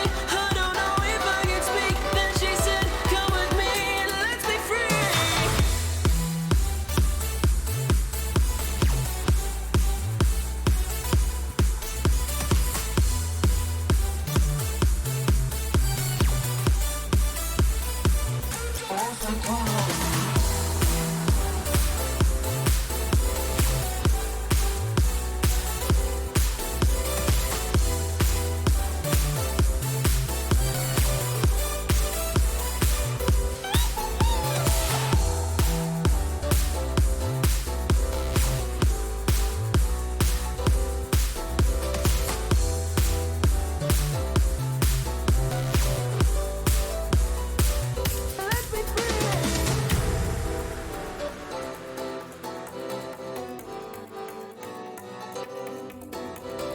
Alrighty, everybody, welcome back to game number 2 of the series between the Turnip Tots and the Moon Crew.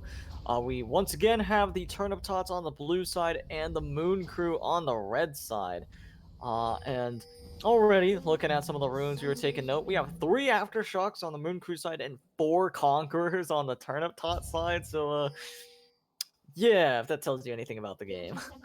Yeah, this is gonna be a battle of attrition if I ever saw one, and it looks like we got a bit of a setup here in that Pixel Brush on that bot side there, the Leona playing with fire just a little bit, wearing that damn one skin. I actually really like Leona's damn one skin.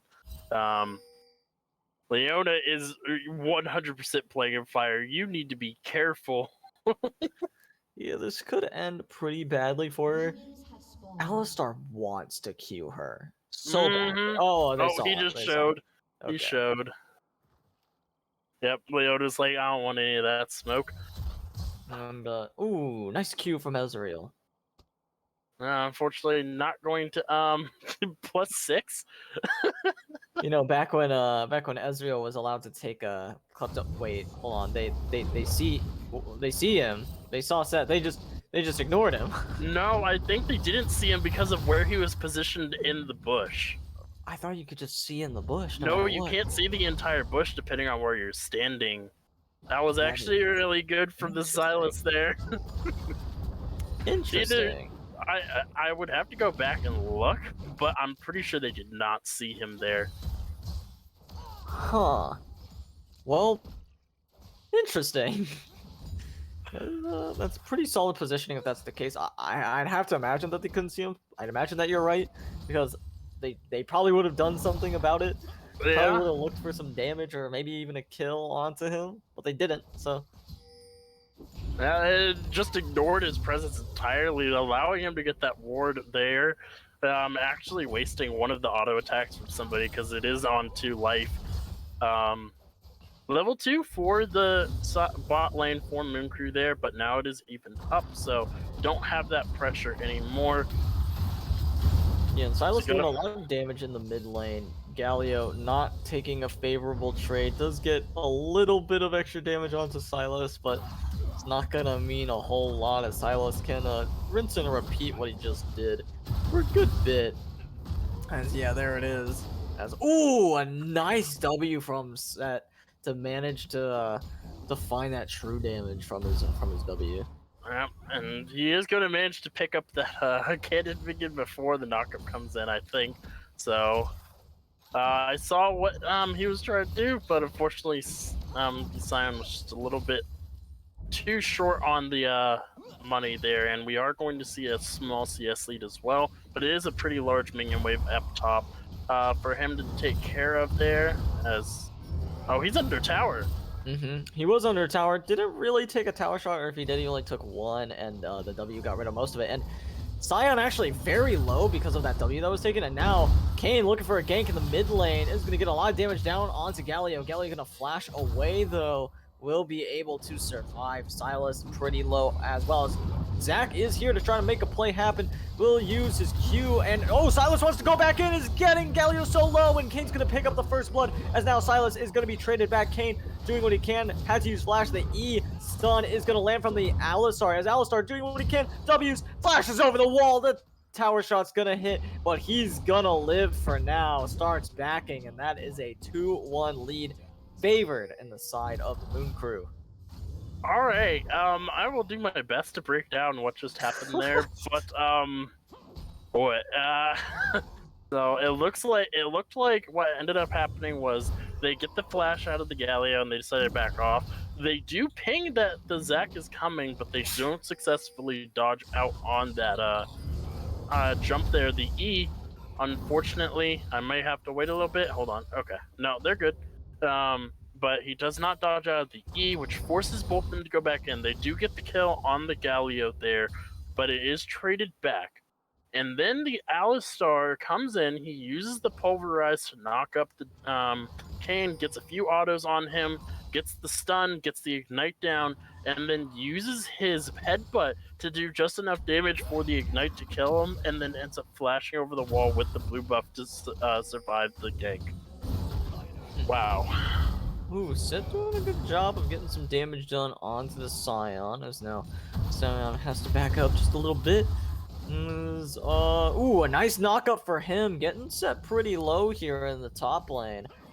As they don't have a lot of kill pressure. Ooh, Leona, an early roam to top could be disastrous for Scion, as if Scion say he should just be backing up. He has no reason to stand here.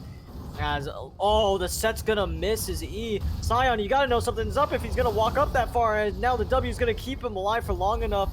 Scion gonna go down before he hits 6, and his passive does nothing. Scion getting heavily punished for pushing up. Yeah, but luckily it is the Ezreal that's on the bot side. He is very good at 1v2ing because of how safe he is.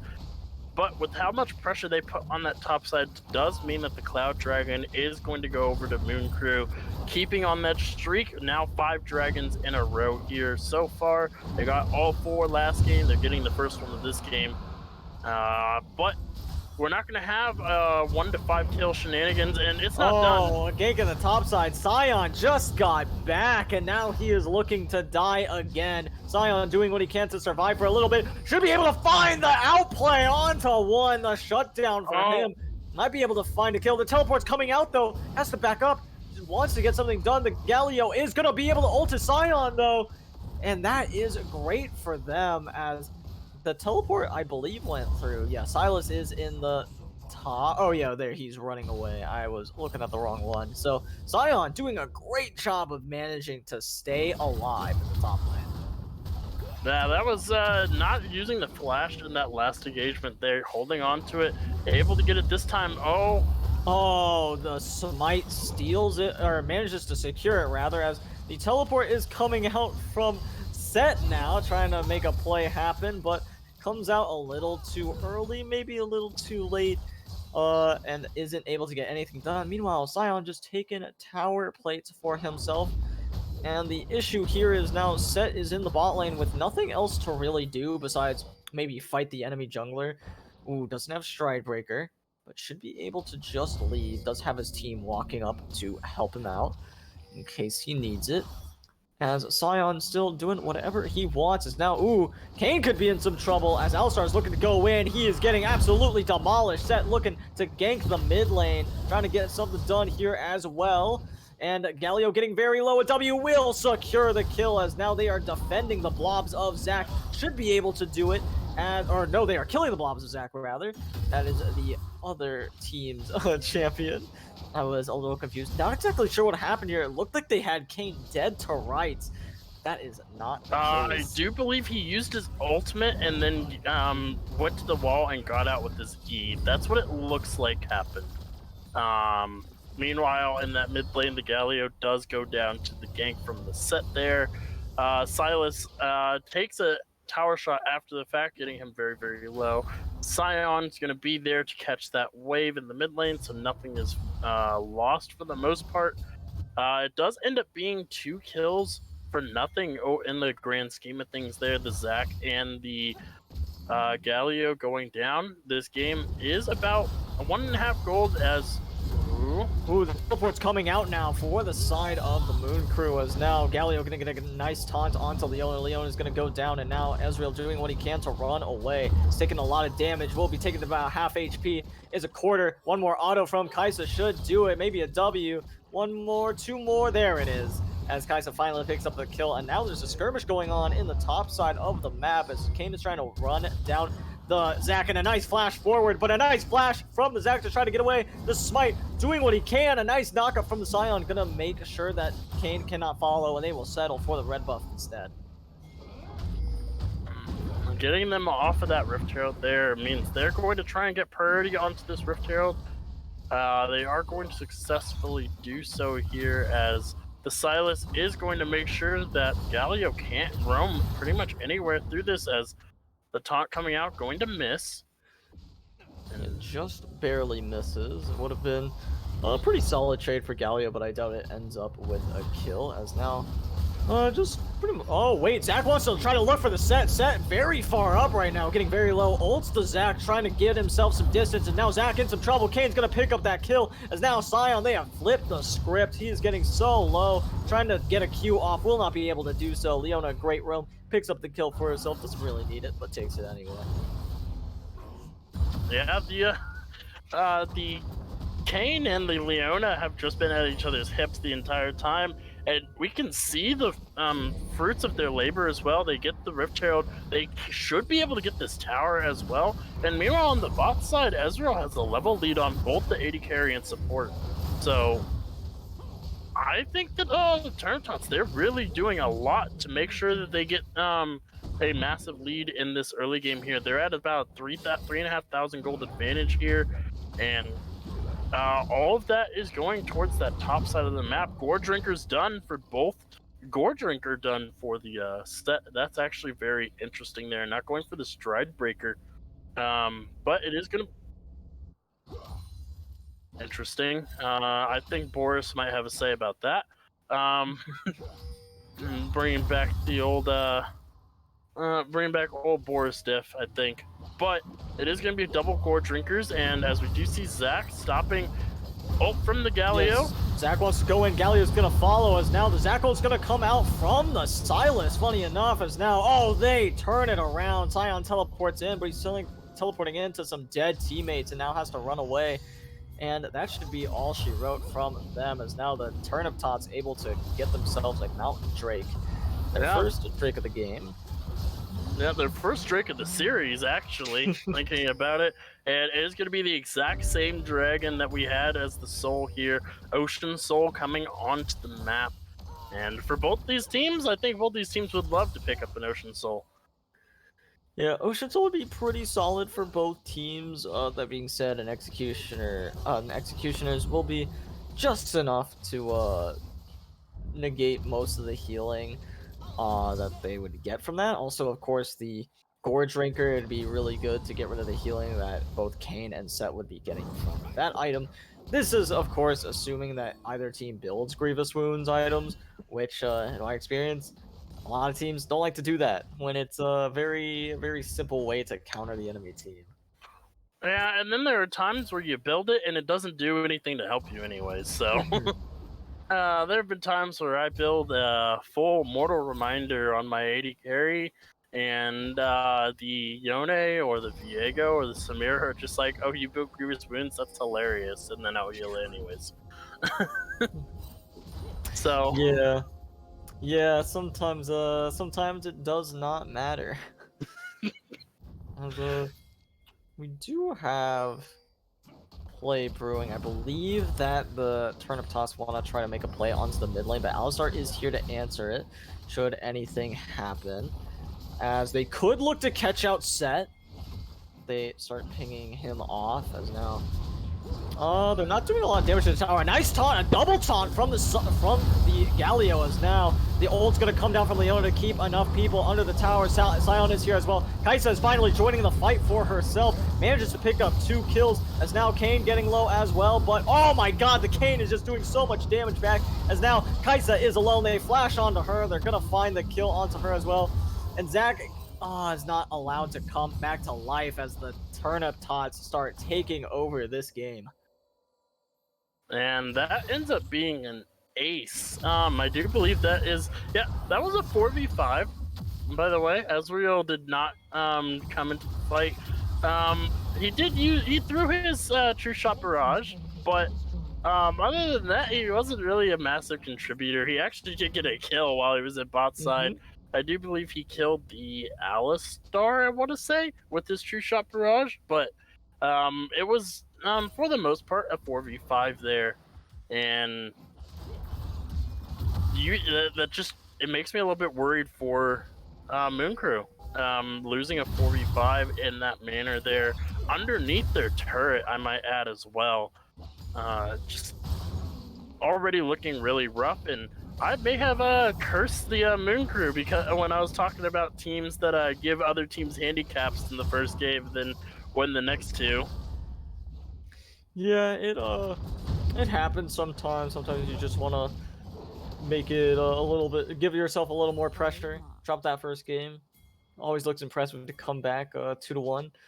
So we'll see if they're able to do that. Of course, they do have to win this game before that happens. And of course, off to a great first 15 minutes of the match. Once again, it's one of those situations where I really don't see them losing. Of course, Kaisa, it all relies on her, right? Because she is the only damage dealer, as we have said many times before.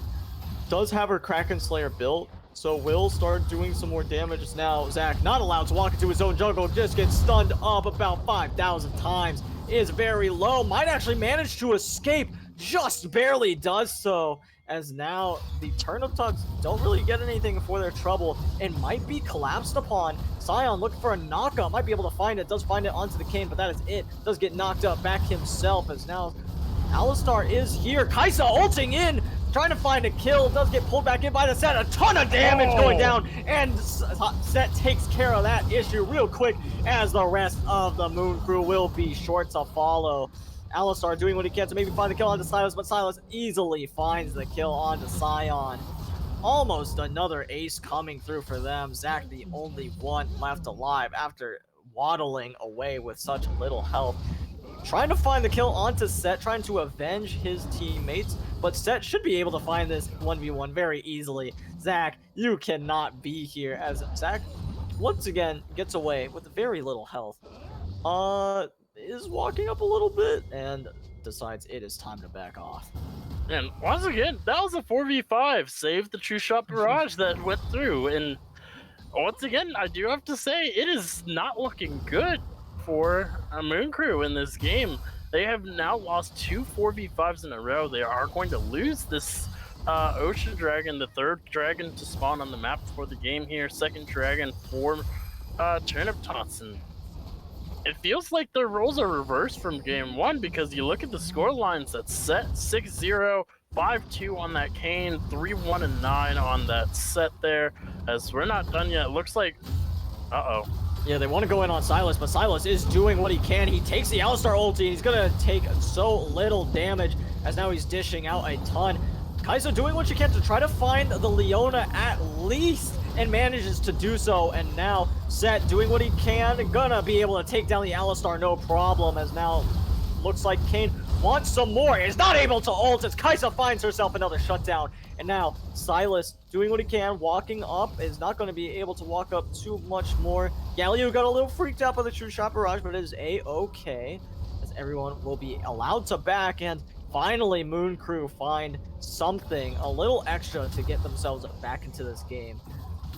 yeah, it is going to be just a bit of gold back. It is going to be 1,500 gold back into the pocket of that Kaisa there. Going to feel fairly good about that.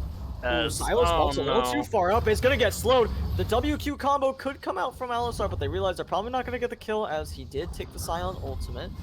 Could have popped it, though, at the very least. And Sion finally gets to get his recall off. Not before he gets just some extra gold there, 30 gold, just to fill his pockets out just a little bit more there. It does have 1,700 gold, as That was a bit ambitious. He might lose his life for this. I thought he would, honestly. I was not a fan of that E at all, that engage. You don't have Kai'Sa with you. You don't have, which means you don't have any damage to actually get that kill. If you did have Kai'Sa, that's a play I would be a big fan of taking. As they drop the Rift Herald, this should be the mid lane tower going down now. There it goes. As Moon Crew playing from a pretty large deficit. They want to go in on Alistar. Alistar's gonna pop his ult to live as long as he possibly can. Zach going in now, might lose his life for this one, is allowed to just walk away.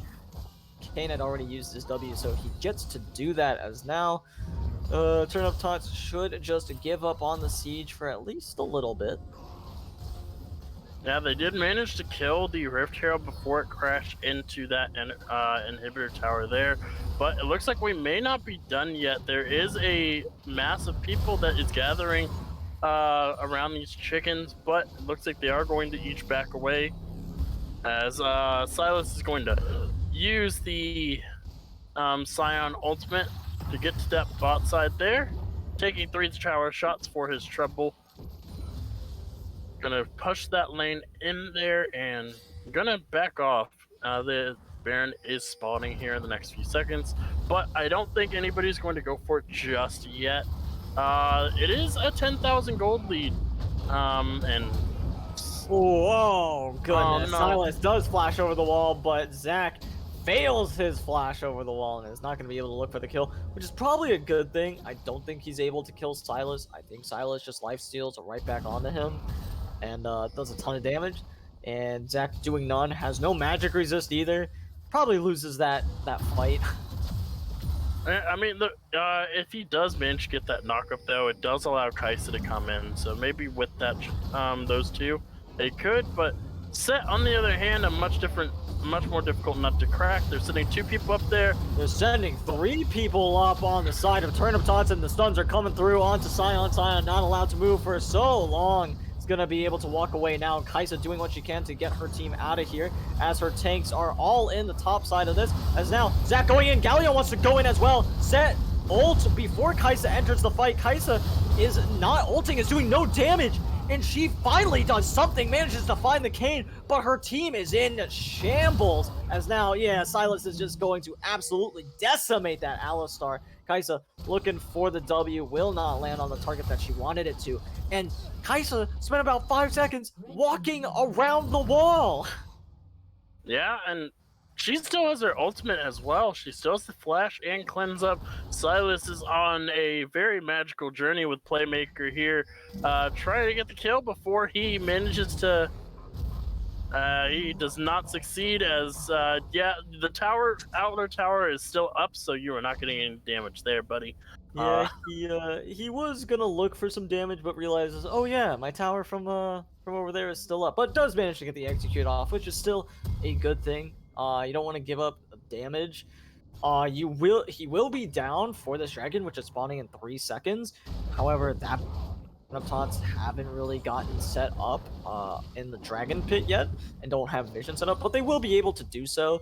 I feel like they'll just be able to burn it down without a lot of worry from what the Moon Crew can actually do. As okay, they might be able to find Leona. Leona in a bad position, as she is still going in onto Kai'Sa, but Kai'Sa, a nice cleanse from her, is going to keep her alive for now, doing what she can, trying to find damage onto the Kane, but there's just so much more damage from the Turnip Tots. Kane finds an ult onto Kai'Sa, and the rest of the Turnip Tots actually show up, and now it's looking like a slaughter for them. And the heal comes out from the Ezreal to get his support out of there, and taking that fight without their top laner. Top laner, actually, Scion did teleport in, but still, it was so fragmented, and they're just so far behind right now that they cannot take a fight like that. Yeah, we're at about close to a 15,000 gold lead here, 14,000 actually, looking at it, and looks like they're just gonna walk all their way up to Baron. The unit is going to reset. She's not really needed to take the Baron. There should be just those 3 while the Silas does split push there. They do have to be a little bit careful. This Zach can ult from very far away, outside of that vision line that they have set up behind it. But it looks like they're not even going to contest. They're just going to give that over for free here. as the Kaisa is in a bit of danger here. Needs to be careful. Kaisa will be just fine as the turnip tots do go ahead and pick up the Baron. As Kaisa's not fine as Alistar might be able to peel for his ADC as but Silas still able to find that kill. Does have the Kaisa ult available, but is not allowed to use it. Oh, Silas it's not goes over. down. Yeah, and that is Zach picking up the shutdown rather than Kaisa, which is not what you wanted. No. Wait, this is such a bad situation. I didn't even see. Zach just goes right into the clutches of the enemy team. Turnip Tots picking up themselves another kill, and it is just disaster for the Moon Crew. Yeah, this is looking really rough here as Alistair tries to save his ward, does not succeed, unfortunately. They are going to have to retreat to the inner reaches of their base. They are almost down. This is what, 17,000, 18,000 gold almost now at the 24-minute mark. And it looks like it's just going to get even worse here as they do take that bottom tower as well. Yeah, and the inhib going to be quick to follow as well, as they can't fight without Kaisa, they can't fight without Sion either. It has to be a 5v4 for them to even think about winning. I think a 5v5 they just straight up lose. As long as Well, they've been losing 5v4s too. Remember, Ezreal wasn't in the first two team fights, so... Very true. I think at this point, if Ezreal isn't in the team fights though, it's pretty bad, because they don't have a lot of damage outside of. They do have Set and Kayn who are massive and doing a decent bit. But I don't think they out-damage Kaisa if they can't reach her. And Kaisa at this point has been playing a little bit better and hasn't been allowing them to like really get to her. That being said, Kayn does have an easy time of doing so. So even from great positioning from Kaisa, as long as they keep their eye on the prize, they can pretty much just kill Kaisa just about every time. And if they can't, they kill the rest of the team. Yeah, Sion's gonna let him go. Sion's not gonna think about flashing over the wall. Actually, he probably pondered it at least a little bit. Realized, not a good idea. No, I don't think even with the tanky stats that he does have, he can survive the damage from the Silas. He doesn't really have that much MR. Opting for the Thornmail and plated steel caps. He does have a little bit of MR from that Frostfire Gauntlet, but it's not that much, so... Yeah, no, he might have been thinking about it because, like, he just walked up to him and was like, I could flash over and chase him. But realizes, yeah, there's nothing that he can do. Like, he doesn't have the damage or the resistances to survive a fight, as it looks like Kayn wants to go in, as Kaisa's gonna get very low, gets stunned up a good bit, but manages to cut herself out, is playing very safe right now, is not allowed to get any damage as Kayn is in. Ezreal is allowed to just start running through the rest of the tanks, is taking out the Zac as we speak, taking a couple tower shots, but it just doesn't matter. That should be game decided for the side of the Turnip Tots. Well, yeah, and it looks like they are going to successfully end this game here with a 20,000 gold lead. It looks like they are going to crest just over it with this Nexus Tower here. Yep, 20,000 gold lead right now at the 27-minute mark. That is going to be game 2 going over to Turnip. We were going to go into a game 3, and it's been one-sided from both teams in both of these games. Oh, absolutely. And a great showing from the Turnip Tots, getting that early lead. And when you get an early lead, as we've seen, it makes the Ezreal's life so much easier. Yeah, and I don't want to say it's been an Ezreal diff both games because it hasn't really been the Ezreal hard carrying. It has really been these junglers really making a difference in both these games. The Kayn pretty much had an impact in every single lane. It felt like, except for that bot lane where it was a little bit hard for him to do much of anything down there. But in that mid and top lane and the Leona, being able to just walk around with him pretty much the entire time, just it felt so difficult for Moon Crew to actually play the composition that they drafted. They didn't have enough time to scale up. That Kaisa couldn't become that late game monster that she is legendary for, and those two big beefy boys just weren't beefy enough to protect her. Yeah, I feel like it's because they just gave up so much early. You can't give up kills like that, especially not to a Set and a Kayn, and then expect to be able to protect Kaisa against it. if anything, you want to try to get like a slight lead, maybe, or just go even, so you can become tanky. But they were never allowed to become tanky. And even if all you're trying to do is play Peel for Kaisa, it doesn't matter if you're playing Peel because then they just start focusing you, and you don't matter because you're just so squishy when you're supposed to be tanky. And we just saw in that last team fight, Ezreal run right through all of Moon Crew, and it was just absolutely disgusting. Yeah. The I'm looking at the damage charts right now, and I'm just. We're being told about mathematically correct set, which is apparently what the Gore Drinker is supposed to be. Not exactly what that's all about, but I mean, the math checks out. He did have the most damage, so I mean, can't really fault him at all for the build. Yeah, the most damage by a large margin too. The next highest yeah. ones were 20,000. He had 7,500 more damage than everybody else. Yeah, that was one scary set for sure. And while you guys go ahead and vote for whoever you guys think the MVP should be, I personally think it might be Set. We are gonna go ahead and send it over to a quick break. We'll be back in just a few minutes. Don't go anywhere.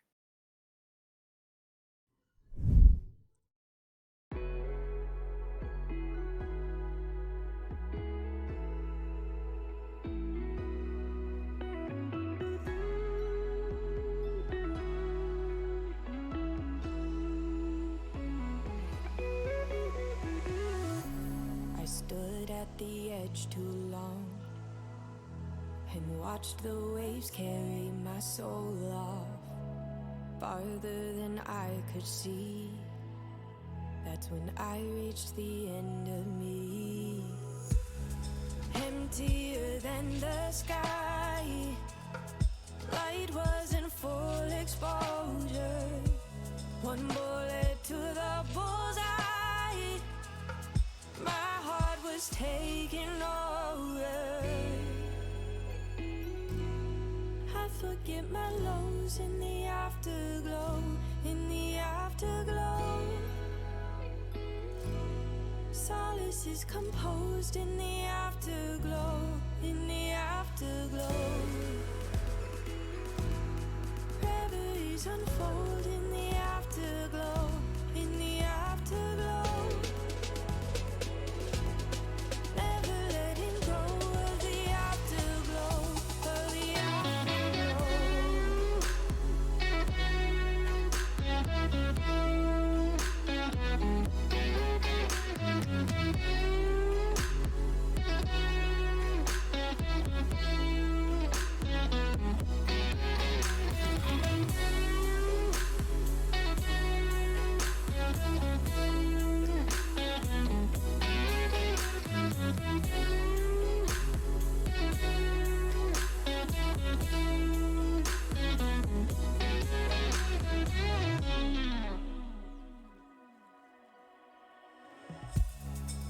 So I ran to keep up with the sun.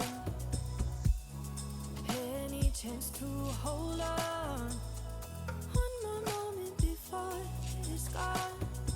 After the taste, I'm desperately chasing. Nothing else quite equates to peace. I'm feeling after a taste.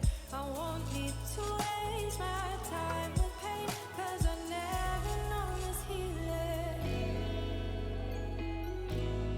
I forget my lows in the afterglow, in the afterglow. Solace is composed in the afterglow, in the afterglow. Reveries unfold in the afterglow, in the afterglow. Never letting go of the afterglow, of the afterglow.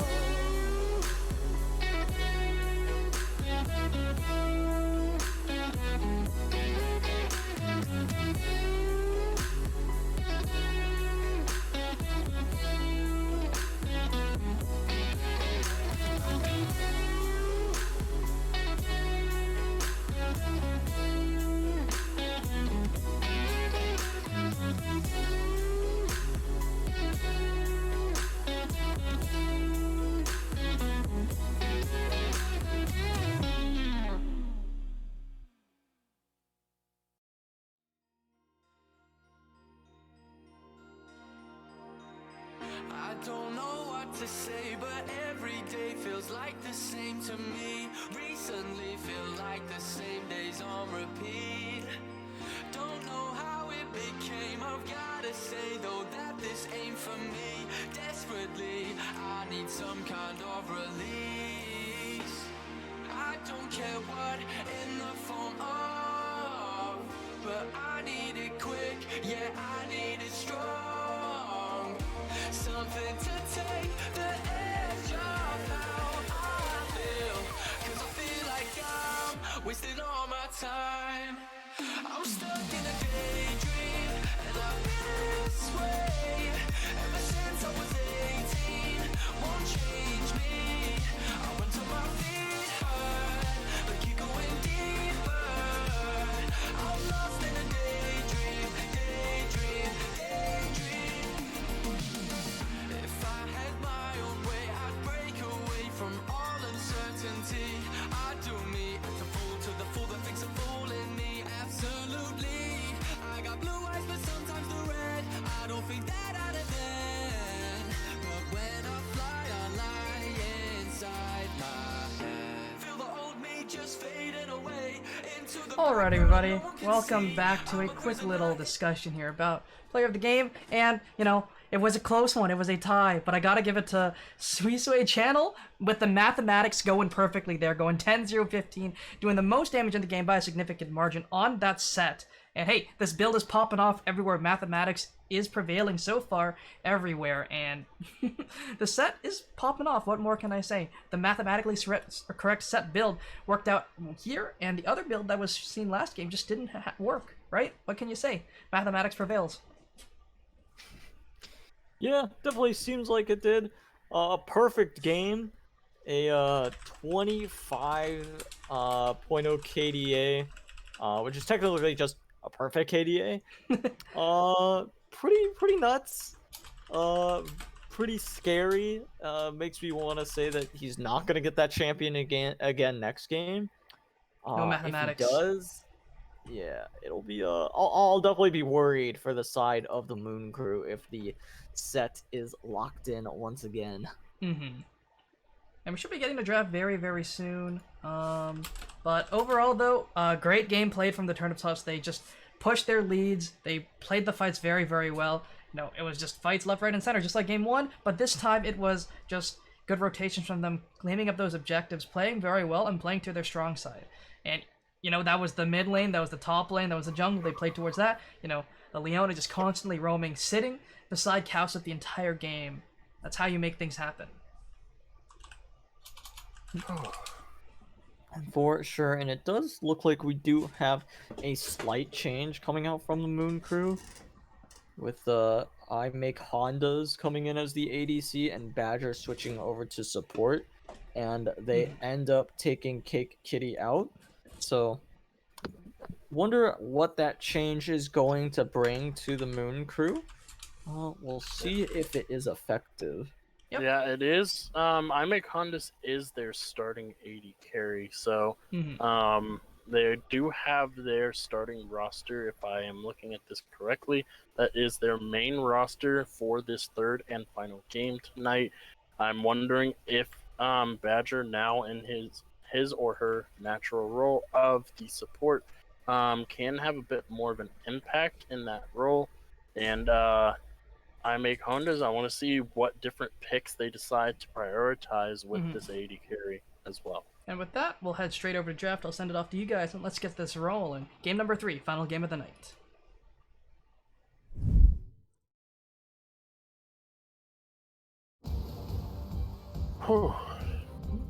We should be getting into draft here in just a couple of seconds. Oh, not getting in quite yet. Just waiting for each side to ready up. What are you looking for each side to change up in this draft? The Ezreal has gotten through both times. I do expect that it will get through a third time, and one of the teams prioritize it. I do expect Moon Crew to maybe switch up their bans just a little bit here, or their picks. If Turnip Tots decide to prioritize that Ezreal, they may want to either ban away that set or take it away. but that would leave open the Volley Bear or the Nautilus. It is going to be the set ban here. Malphite Lee Sin going away from Moon Crew, taken away by Chant Tots there. So we're getting some different bans here after that first and second game. Silas is going to be taken away as well. So very different bans coming up this time around. Obviously, we've seen some of these bans before. Set is going to be the newest member on the ban table there, but the other three have been banned at least one game this series so far. And wondering what they're going to go for this time. It is going to be the Kaisa Hover as the third and final ban here. That does leave open that Thresh, which they have banned the very first two games so far. And they are going to go ahead and ban it away here. What is Moon Crew going to come up with as their final ban here?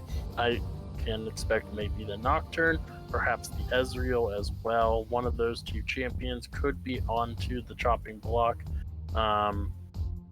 If they ban one of them, then it does give the other one away for free. It is going to be the Ezreal that is going to be hovered here. So no Kaisa, no Ezreal. We're going to see a brand new AD carry coming in this time around. The Samira from game 1 is up. And the Nocturne is also up if Turntots want to go for it as well. I think going for a first pick Nocturne again wouldn't be the worst thing in the world. It is a very flexible pick, which is why I would forgive that champion being locked in. But Volibear, of course, is one of their... I don't remember if it's their jungle or their top lane. It is their jungler. Okay, I talked about this in game 1. I kind of flamed Calcep's Volibear and how bad he is on the champion. But it looks like it's going to be countered by that Tristana hover right now. Tristana can go into that mid or AD carry role. That's pretty much the only two roles that you'll see her in. Unless Canaton or Dallas is playing in the game, then you can see them wherever those two players are playing at the moment. I would expect this is an AD carry Tristana, very, very strong in the current meta right now. Not as dominant as she used to be. I don't think the other champions have kind of approached her power level or exceeded it like that Ezreal. So, but with both the Kaisa and the Ezreal gone, I do think Tristana would be the next best option for shoving those lanes and getting priority in that bot side as well. I wonder what they are going to pair it up with. The Nautilus is available for Turnip Tots. They go for it. The Thresh is available as well. And Kindred going to be picked up here by Moon Crew. This is going to be a brand new jungle pick.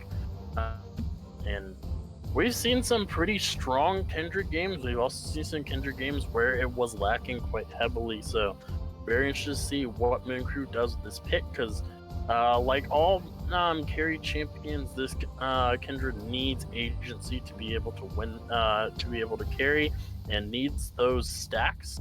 That nerf that has been talked about hasn't come through yet, so it is going to be a Samira picked up for Turnip Tots. Man. I love Samira into Tristana just because if you W that E from Tristana, it's absolutely massive. That is such a large chunk of the damage that Tristana does, absolutely negated. And very excited to see if they're able to pull that off, as now Alistar's still going to be locked in for the side of the Moon Crew. So even though it is a different support, that champion still gets locked in and still gets let through, which is it's going to be exciting to see what Badger now brings to the table on the Alistar. So see what he can do on the champion.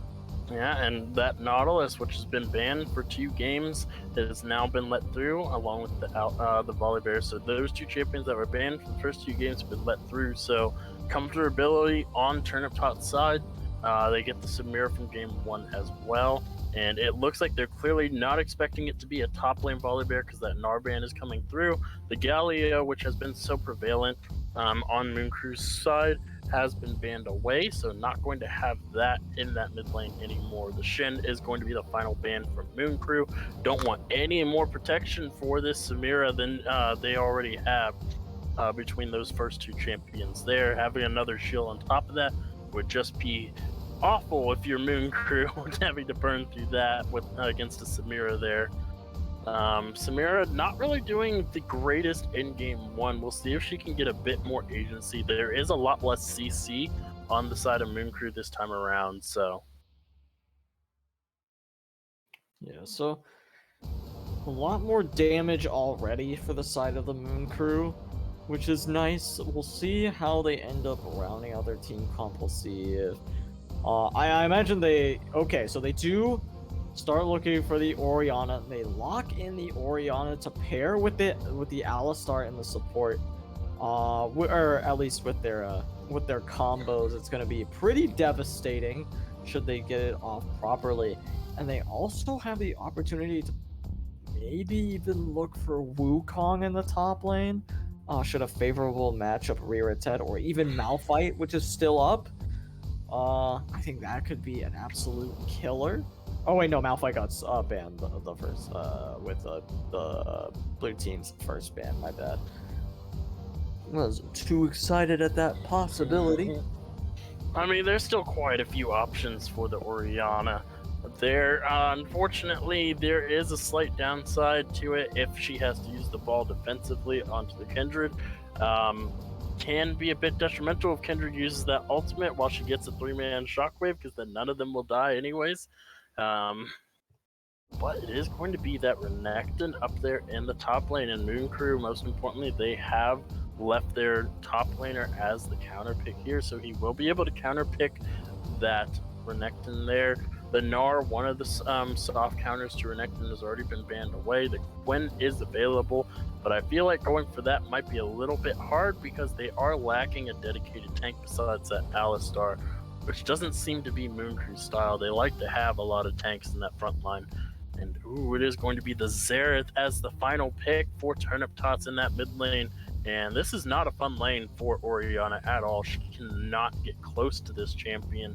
It is a massive range difference between the two. Yeah, it is not going to be a fun time, but the Cho'Gath now getting locked in, which is a little strange. Isn't the greatest ball delivery service champion, but they do have Alistar for that still, so it's fine. It's also that Cho'Gath doesn't really do great into Renekton early, but then again, who does? So excited to see these solo lane matchups. I feel like Moon Crew doesn't really win them at all, but if they can survive lane, that is all they really need to do. Yeah, I 100% agree there. Both of these compositions, unlike the first two, both of them have very similar play styles. Both of them have very clear objectives on what they want to do, and they're very similar at that as well. Both teams are very good at team fighting and team fighting very well. Moon Crew has a lot of peel for this Tristana and Orianna between the Kindred ultimate and the Alistar being able to just soak up the damage with their abilities there. The Orianna with the shields and that massive frontline Cho'Gath. Once he gets to like 7 or 8 stacks, he just becomes a massive health bar that is so hard to tear through, even for Samira and a Xerath. Yeah, it is not gonna be a fun time for them to shred through that massive health bar, but it is still doable as long as they itemize correctly. Yep, I definitely agree with that, and if this Cho'Gath gets too far behind, it does take a while for him to scale to that late game Godzilla, as we like to call him, the Godzilla of League of Legends. For now, he's just baby Godzilla, doesn't really have much help to his name, and Renekton can chunk through that quite easily in the top lane. The passive does help the Cho'Gath just a little bit, and if this Cho'Gath goes a very interesting build, I've seen a lot of the Everfrost come out for the Cho'Gath as the first item, and then going into tank after that. Could be a little bit rough for the Renekton, who does want to dash at you. The Everfrost can stop that in its tracks. Yeah, that Everfrost is going to be a useful item for sure. I feel like should just be the Cho'Gath picking that one up, right? Don't think we'll see anyone else taking that item. Looks like the side in the actual drafting here, it looks like Moon Crew is just banning A champions here, except for the Syndra. The triple A and then a Syndra and a Mumu. Not really want to go with their normal bans they decided to go for, but that doesn't matter all too much. They've already done the hard part. They're just picking their champions nowadays, or this time around. But looking at both these two compositions, I do have to give a very, very slight edge to Turnip Tots, just because their composition is a bit easier to manage. Whenever there's a Kindred involved on a team composition, it does make things a little bit more difficult because you kind of have to rotate and sacrifice your control over a lane if you have it, just to make sure this Kindred can safely get the stacks. Kindred does have to be forced to invade sometimes, and if they're behind, it is very hard for them to get those stacks. So it is very reliant on the team when you pick this Kindred. Now, if this Kindred can get a lead in the early game, it can be very, very difficult for Turnip Tots to actually deal with it. But I do have to give the edge, like I said, to Turnip Tots because of how much easier their composition is to run. Yeah, having an easier composition to run is always going to make the game as a whole easier. So not a terrible thing to look out for by any means. So we will be getting into our spectator delay. 3 more minutes and we will be able to get right into game. Yeah, but for the other side, for Moon Crew, just because I give the edge over Turn Tops does not mean that Moon Crew has no chance of winning here. Their composition also is very, very strong, very potent into the enemy team composition. They have a lot of damage coming through. A late game Orianna can straight up delete champions if they're not careful. Even very big frontliners have to be a little bit careful of the Orianna damage as well. The Tristana, we've seen what happens when a late game Tristana is able to stack a full bomb onto even the tank. It just rips them apart. It's not even fair half the time, and Tristana with that passive does scale to be one of the longest range champions in the game. Kindred with the passive can scale with the range as well. So a lot of long range damage coming in the later stages of the game. With that Alistair and Cho'Gath to soak up in that front line can be very difficult to break through, even with the Renekton and a Volibear there.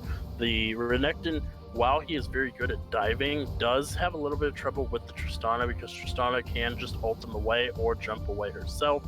The Orianna obviously can't do that, but she does have her own defenses. She can slow him or get the shield, use the ultimate to pull him away.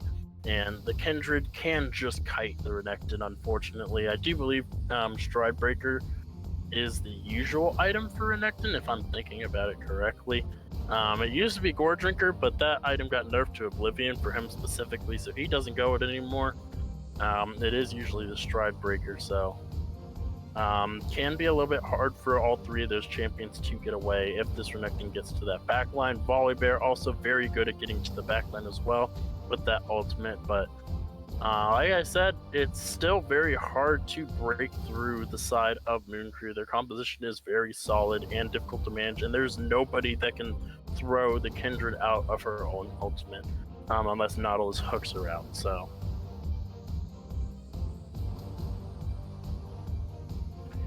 Yeah, we will see how they end up doing, how each team stacks up. This is the last game of the series, so they need to go ahead and win this one. Whoever wins this one will go up. I believe, I don't know if this is a must-win series for either team.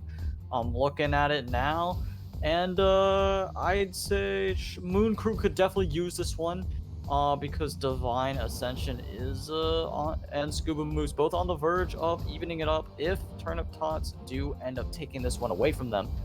And while we get into game, we are going to go ahead and throw it over to a quick break. We will be back in just a couple minutes.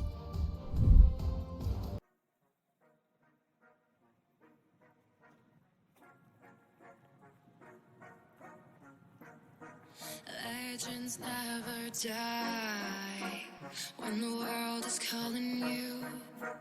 Can you hear them screaming out your name? Legends never die, they become a part of you. Every time you bleed, far reaching greatness, relentless, you survive. They never lose hope when everything's cold and the fighting's near. It's deep in their boots, they'll ride into smoke when the fire is fierce.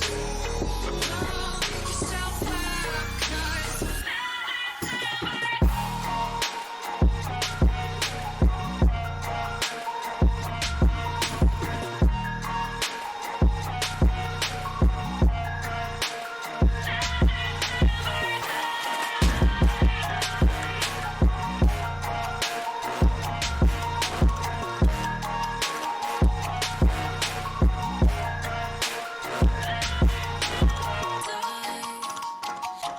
Scar on the beat. Legends never die. Burning down your tongue, sleep. Sleep, rise, because scars are left all their lives. When everything's lost. Alrighty, everybody, welcome back to game number 3 of the series between the Turnip Tots and the Moon Crew. Once again, for game number 3, we have the Turnip Tots on the blue side, and of course the Moon Crew on the red side, and we have a bit of an invade brewing right now for the Turnip Tots, and that's why you walk mid. That is why you 5 points, because you will see something like that happen. That was beautiful. That was look. I thought Core JJ might have flash hooked for it, maybe burn a flash. That would have been so fun to see. But oh no, Woo! there Look at all that goes damage. 25% of Yasu's health bar. Unfortunately. Oh, and it looks like it's not done because Cho'Gath's gonna get some damage here as well. Cho'Gath actually getting a good bit of damage onto Renekton. Renekton losing this trade, won't lose it the more it goes on. If he gets another Q off, that's actually pretty big for him. Gets some health back. That could have been pretty bad. Cho'Gath actually returning to base. If Oh, this gets wait. canceled, that could be awful. That could be a kill. And okay, they cancel the back. And if Cho'Gath wants to go ahead and back now, he kind of has to teleport. And so he opts not to do that. And these standard leashes will just come out now. And I feel like we're about to see something happen topside. I would be amazed if a solo kill didn't happen from this Renekton. As he's looking for Cho'Gath. He should know Cho'Gath is in this bush. Or he thinks that Cho'Gath is backed.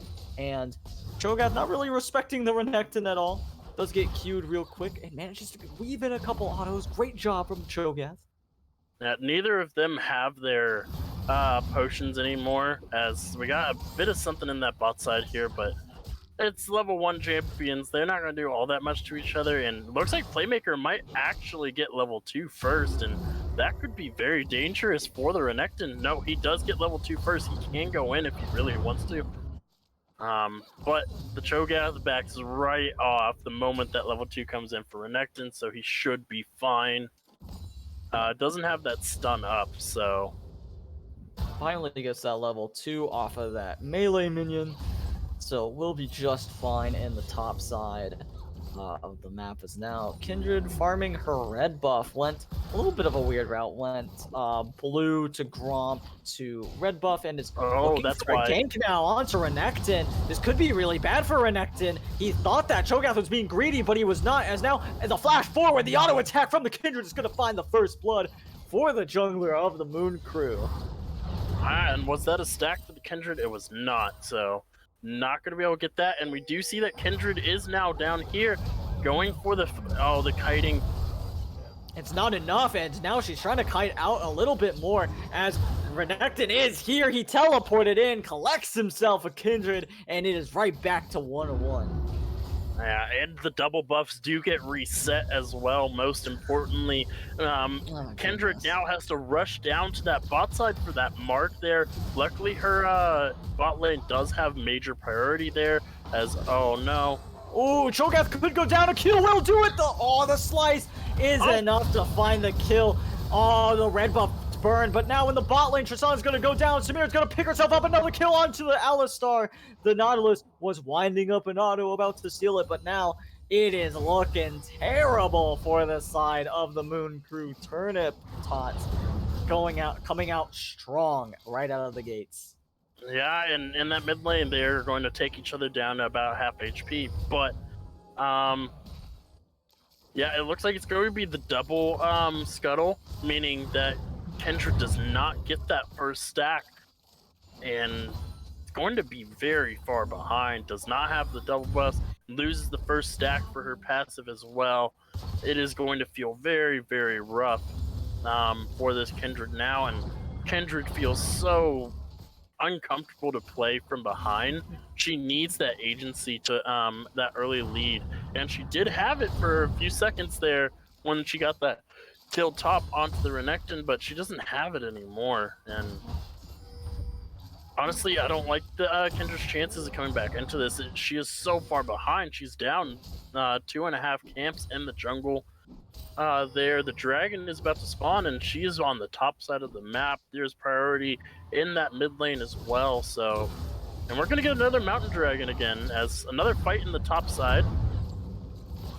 Yeah, it doesn't seem like it's gonna end in much though, as now the bot side is getting shoved in, but now that means that they can look for a play with the Volibear, as Alistar is very far up, is getting absolutely bullied, as now he tries to use the headbutt to get away, but it's not enough. He's just dragging them away from his ADC at this point, as now Kindred's gonna collect herself a kill once again on the Renekton, who in turn had also gotten a kill onto Cho'Gath, so there is just fight after fight across the map, and it is still coming up really good for the side of the Turnip Tots.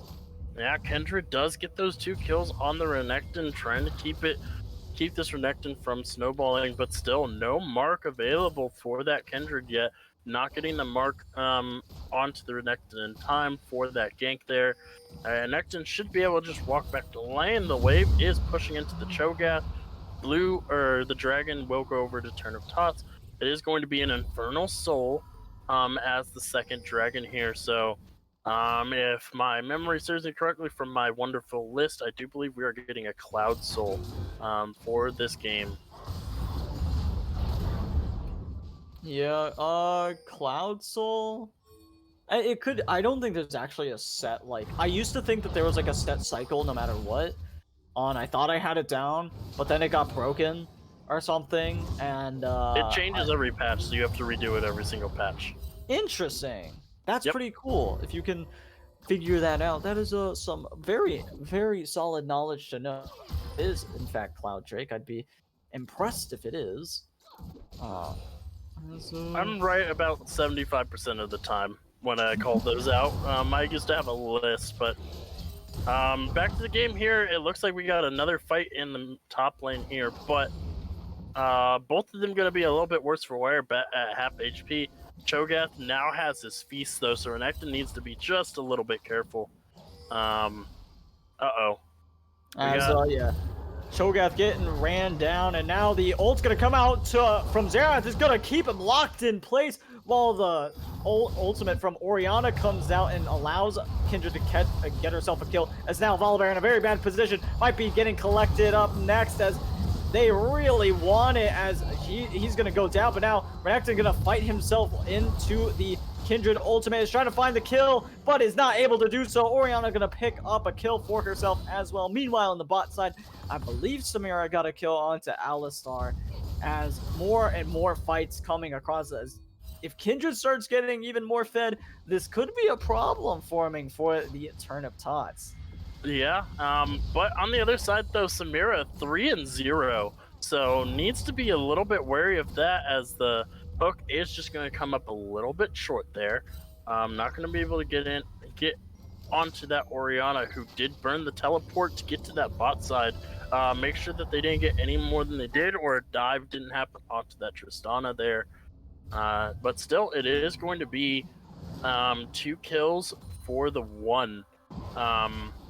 On both sides, 7 kills to 5. The gold is about 800 gold between the two. And Kindred, most importantly, has 3 stacks now. She went from 0 to 3 in that short amount of time. Yeah, getting 3 stacks is ooh, what was that? Getting 3 stacks is a little worrisome if you are the turnip tots and you're dealing with that Kindred. And it's gonna be very exciting to see if she can collect even more. I want to see this Kindred able to do massive amounts of damage and being matched by the Samira, who can absolutely just steamroll everything. As now, another great shockwave from the Orion is gonna find another mark, another kill for the Kindred, and goes up 4-1 and 2, and this is getting out of hand now.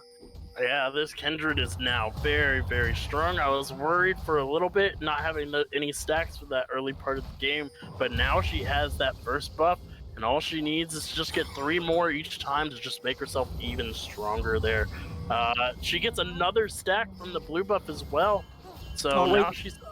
There's a teleport coming through from the Zerath. They're trying to cut off the path from the Kindred as the sun's going to come through. The other sun will not land from the Zerath as Zerath is trying to do as much damage as he can to the Kindred. Oh, the flash Q from the Renekton finds the shutdown. What a play from him. Going to be knocked up though as the Cho'Gath isn't quite able to ult. He already used it. He's not going to be able to kill the Renekton as he's going to go down. Disaster strikes for the side of the Moon Crew. The flash hook comes out from the Nautilus as they're just diving Oriana, and Samira is allowed to do that. She's allowed to do whatever she wants with this Nautilus in the mid lane, and they get themselves another kill. Yeah, Samira now 4-0 and 1 there, matching the Kindred in kills. And we talked about game 1, what happens when a fed Samira enters the game, and this is exactly what's happening. While Kindred is very, very strong. Oh, hold on. Yeah, Kindred is finding herself in a 1v4 situation. She stole it. Does pop her ult. She manages to steal Rift Herald. She picks it up even. She'll go down, but that's a pretty big takeaway. She could get her team some plate. She has plenty of time to do so once she respawns to go ahead and get some of this tower plating back for her team. As did bot lane actually just get first tower because they were left alone for so long? Because no, that tower is still there. There were still 0 towers for both teams there, but they did get a lot of damage on it. They did get 2 plates, matching the plates in the mid lane from the Samira and the Nautilus. We do have Xerath down in the bot side to stop the push from the Tristana, and Samira and Nautilus are now heading down there. Oriana making sure that her ward stays alive and well before she heads back into that mid side. The dragon is up here, so it is the second dragon. Looks like it is going to be contested. Yeah, Volibear is trying to do what he can. He has to try to survive for as long as possible. If he goes down, this could be really bad for them, but now Samira's going in, erases Kindred, and will do the same to Alistar in just a couple seconds. There it is, a double kill for the Samira. Now on the top side, we have Renekton taking on the Cho'Gath, doing what he can. Is getting so low, could actually go down to this Cho'Gath. It's just, they're just slapping each other with auto attacks. This is nothing real happening right now as the blue team in the Turnip Tots are able to get themselves the Infernal Dragon, as it does seem to be Ocean Soul, which is unlucky. Looks like the prediction was off. As it must have changed. This is a brand new patch, that's why. That is true. Okay.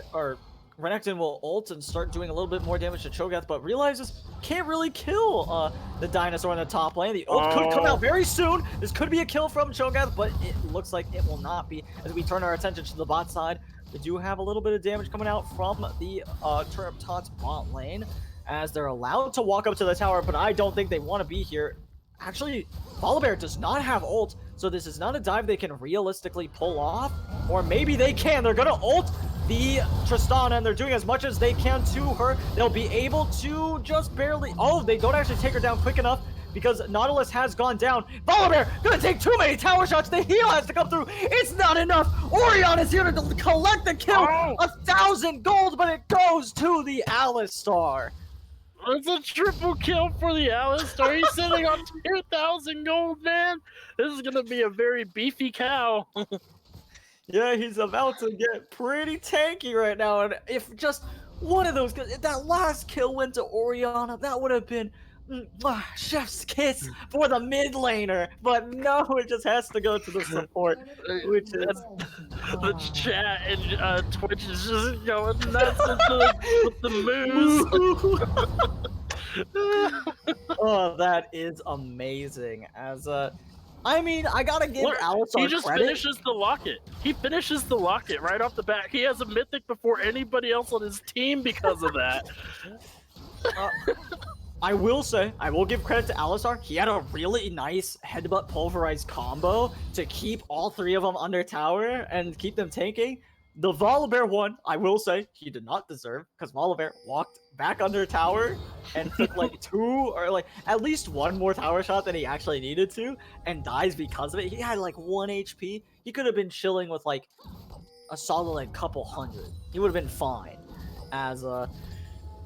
If some of that gold had gone to Orianna, I'd say this game would be looking pretty solid. It still it looks okay. It's not awful for the side of the Moon Crew, but it could be just a bit better. As Samira still scary, Renekton still scary, is losing 1v1s now though, which is a little worrying because of that plated steel caps.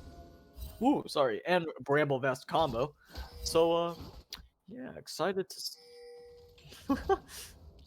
As my producer just said, the Exodia for tank. So shout out to Salt for that one.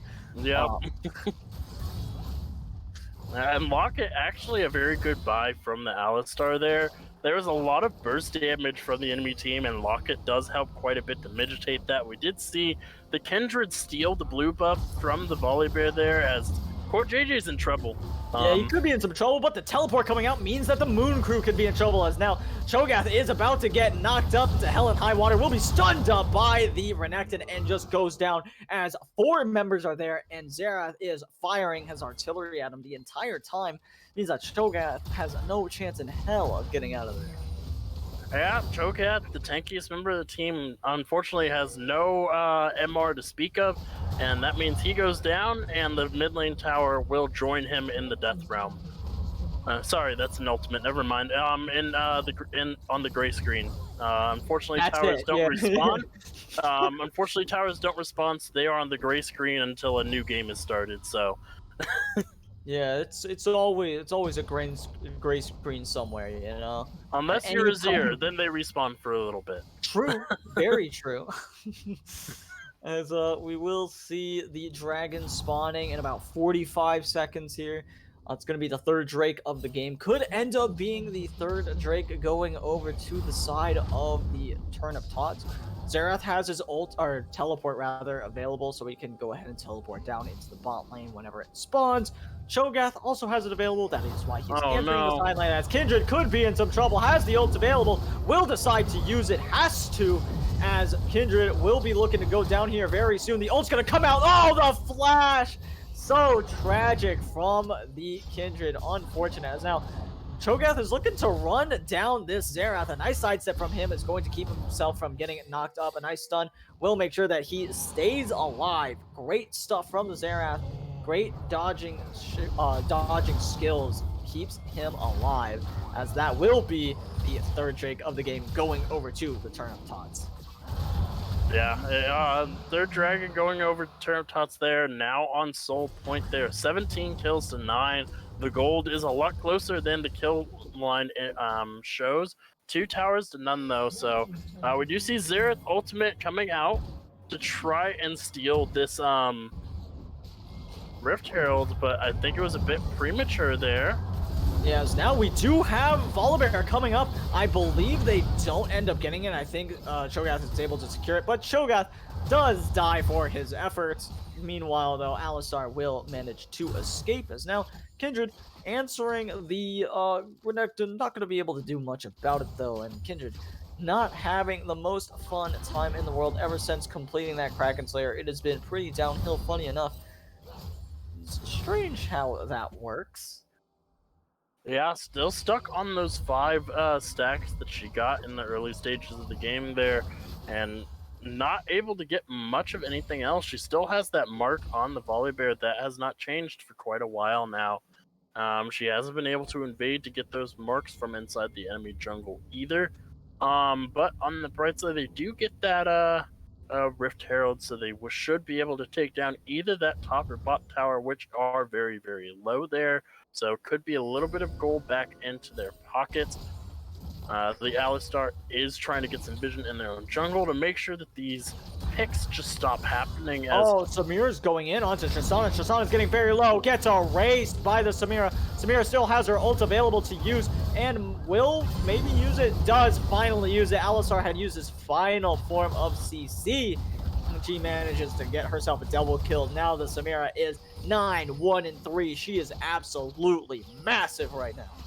Yeah, and she has the Immortal Shield Bow, she has the Collector, she has quite a bit of CS over the Tristana as... Poor Kindred. Just gets absolutely erased by the duo of the Volibear and Renekton. They find themselves a very easy kill, and this game is looking very dire for the Moon Crew. Yeah, and Core JJ spamming the Team Liquid logo, just repping his team.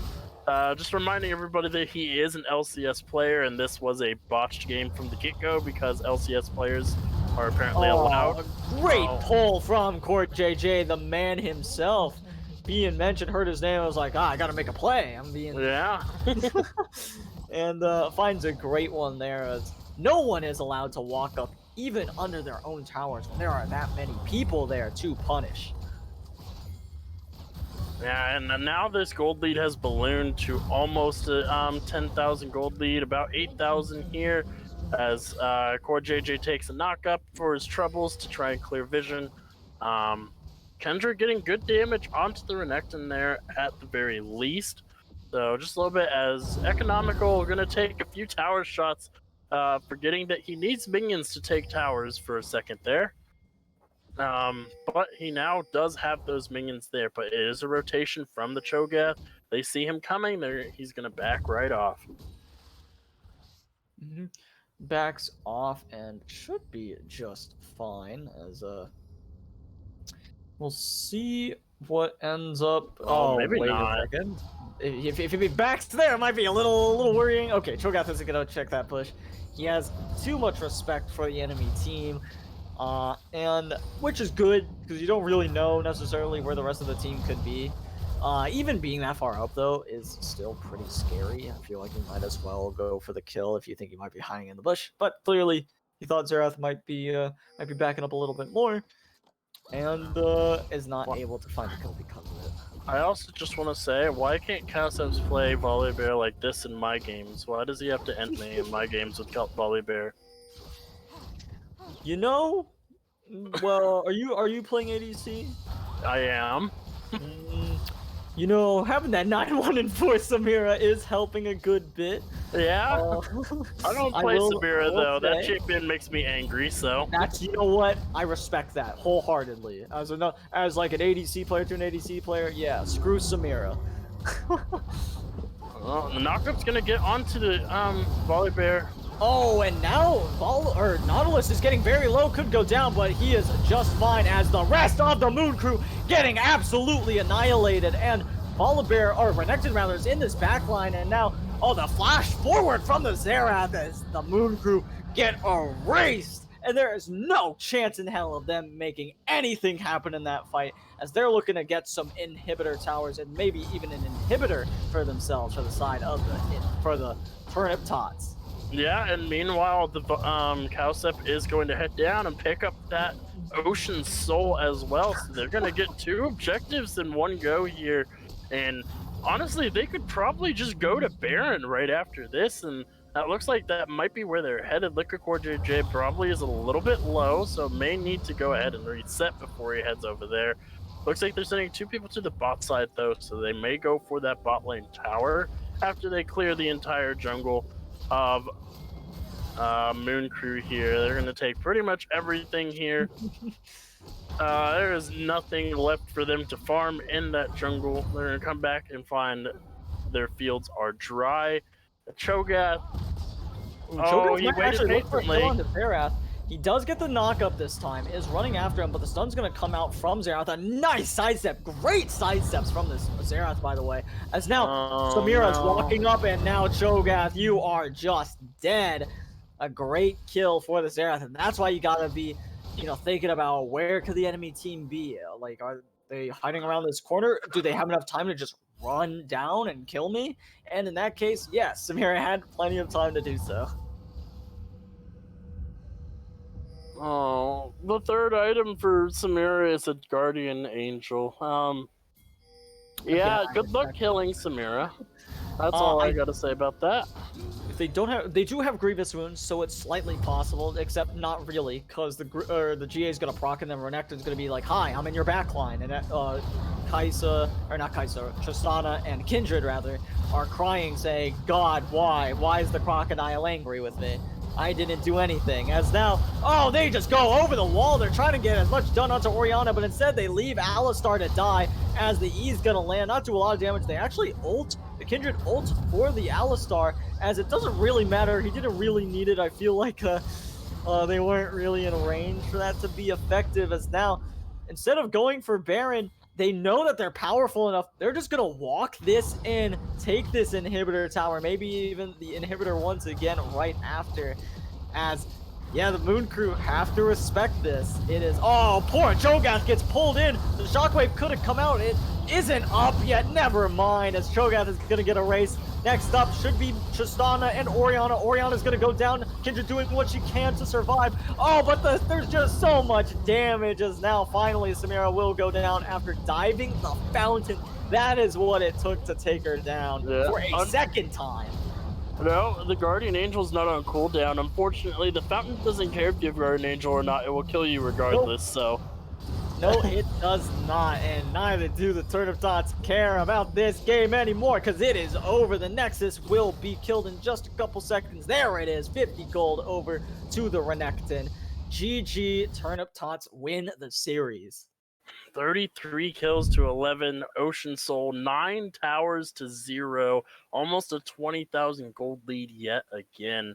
In a 25-minute game, I do believe that is the shortest game of the night as well, so... Oh man, that was. I said it game one. Tots may have been doing the Great Bamboozle, giving them a handicap. That's what it felt like games 2 and 3, because it was just Turnip Tots show for those last 2 games. It felt like. Yeah, it really did feel like the Turnip Tots show those last 2 games, as you just said. It was a demolition in the last 2 games, and you gotta wonder, where did it really start going wrong for the side of the Moon Crew? Felt like they, what it was that crazy lead that they got that should never happen, with them getting 5 kills at 3 minutes is In that an game insane 1, lead. yeah. Yeah, so like, anyone should be able to close out a game with a lead like that, and they did get that lead, and they weren't able to replicate such a miracle, and because of that, they just started falling off, and the lead did go to the bot side in that first game, and the bot side was probably the most consistent throughout first 2 games anyway. This third game, it's a little ridiculous with the Samira popping off, and in my opinion, either Samira or the Nautilus should have player of the game for this one, just because of how well both of them did to just make Tristana not matter this game. Yeah, Tristana ends the game 0-5 and 4. By the end of that, really struggled to get anything done. And I talked a little bit about it. If Tristana can't get off the ground in the early game, she is so hard to play. Same thing with Samira, but one of those champions has to get off the ground, and ends up being Samira. And unfortunately for Moon Crew, Samira, Fed Samira is almost impossible to deal with, especially once she gets those 3 items. For sure. And before we go ahead and end everything, we will go ahead and award one more player MVP, which that voting should be open right about now. So go ahead and lock in your votes, and we will check back in with you in just a few minutes. But for now, we'll see you in a bit.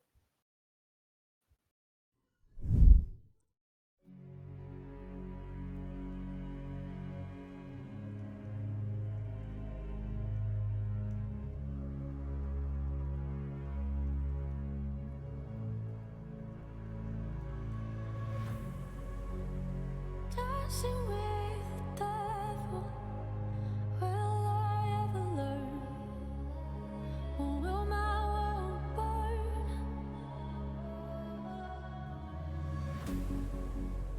How do I escape out of this hellish place? Out of this hellish place.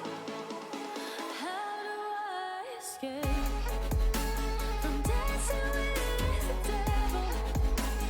Will I ever learn? Or will my world burn?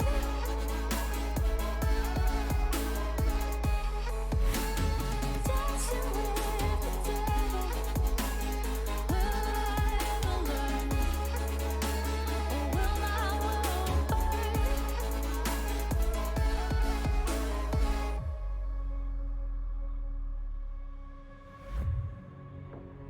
Can you feel the flames?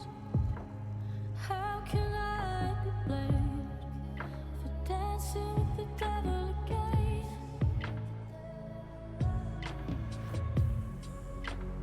Can you feel the flames? Maybe I should be blamed for dancing with the devil again. How do I escape out of this hellish place? Out of this hellish place. How do I escape from dancing with the devil? Will I ever learn? Or will my world burn?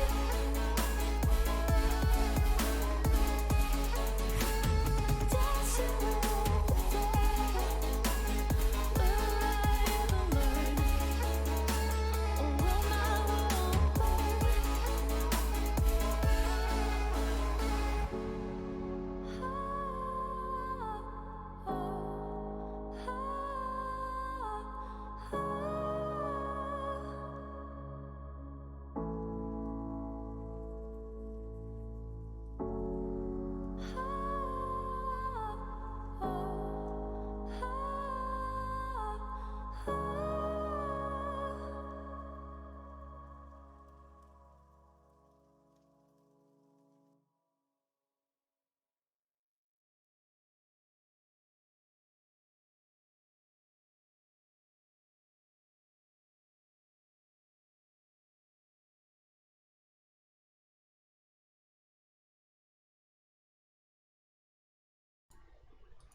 Alrighty, we're gonna end the break a little bit early here because, you know, Nice Point ended on with the song, but it is gonna be 808 on my mind on that Samira as your player of the game, going 13, 2, and 11, popping off with that Samira, the Beyblade, the Inferno trigger, just doing so much work throughout some of these fights. Very disciplined with that pulling of the trigger there, finding the right moments to dash forward and do the damage. What do you guys think, though? Samira is a crazy champion. Samira go burr. Oh, absolutely. Has enough tools in her toolbox to fix a car, as a wise man once said. Very strong, at the very least, I think is an apt statement, realistically. This is why I pick Senna into Samira, because it makes Samira's cry. That is true. Their W is completely useless against a Senna because, well, auto attacks are lasers for Senna. Yeah, but this game, a lot of Samira's success definitely still has to be attributed, at least that early success, is attributed to what Nautilus is able to do. I feel like if you don't have a champion like the Nautilus, you're not able to pull off those plays. And of course, it's not even Tristana that's being punished for it. It's Alistar. Alistar's just walking too far up, and they don't really have enough to answer back. Yes, Tristana is still a strong champion early, but not as strong as Samira can be, and especially as soon as Samira starts to get those early kills, Tristana doesn't have a chance in hell of fighting back. And then at a certain point, Samira says, "All right, Nautilus, thank you for teaching me. I gotta go my own way now," and just starts massacring the entire map. You can also just block her her bomb with that whirlwind. You know, just stop the champion from being a champion realistically.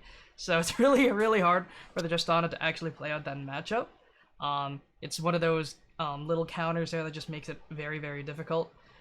because Tristana's damage window does come from that. But other than that, the team fights were played very, very well. Great punish is coming in from everyone on the side of Turnip Tots, though. Casa making some big calls, going over walls, stuff like that. And the Renekton just, getting some solo bolos in the top lane after recovering from those ganks that he did receive, getting first blood, and helping his jungler pick up a couple kills here and there as well. And the Xerath just being that artillery bot that he really needed to, though did get punished a couple of times. But overall, well played from the Turnip Tots here. Game 2 and 3 showed what they really are capable of, even with their roster changes.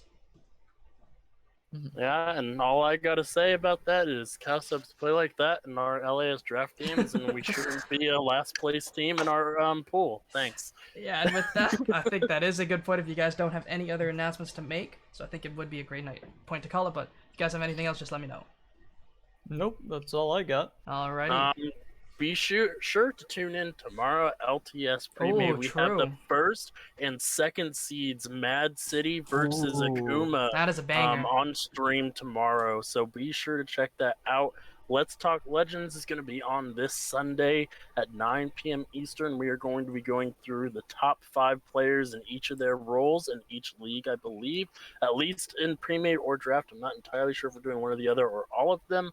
And the last announcement, don't forget to come and tune into those Valorant games, because I have been learning a lot from these people playing Valorant. And oh boy, some of the plays they make, some of these shots where they're completely blind on what's on the other side of those walls or on the other side of that mist that pops up occasionally from the players.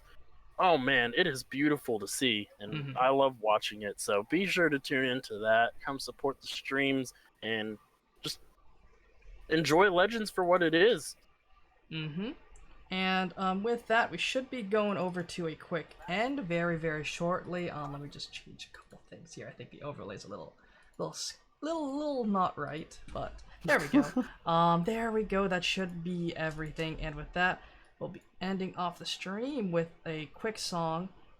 Hopefully you guys do enjoy it. So we'll be right back. Don't forget to catch us tomorrow, like Dream said, and throughout the rest of the week. We have Legends every single day of the week, so you don't want to miss anything. We'll be back here every single night. Take care, everyone, and have a great one.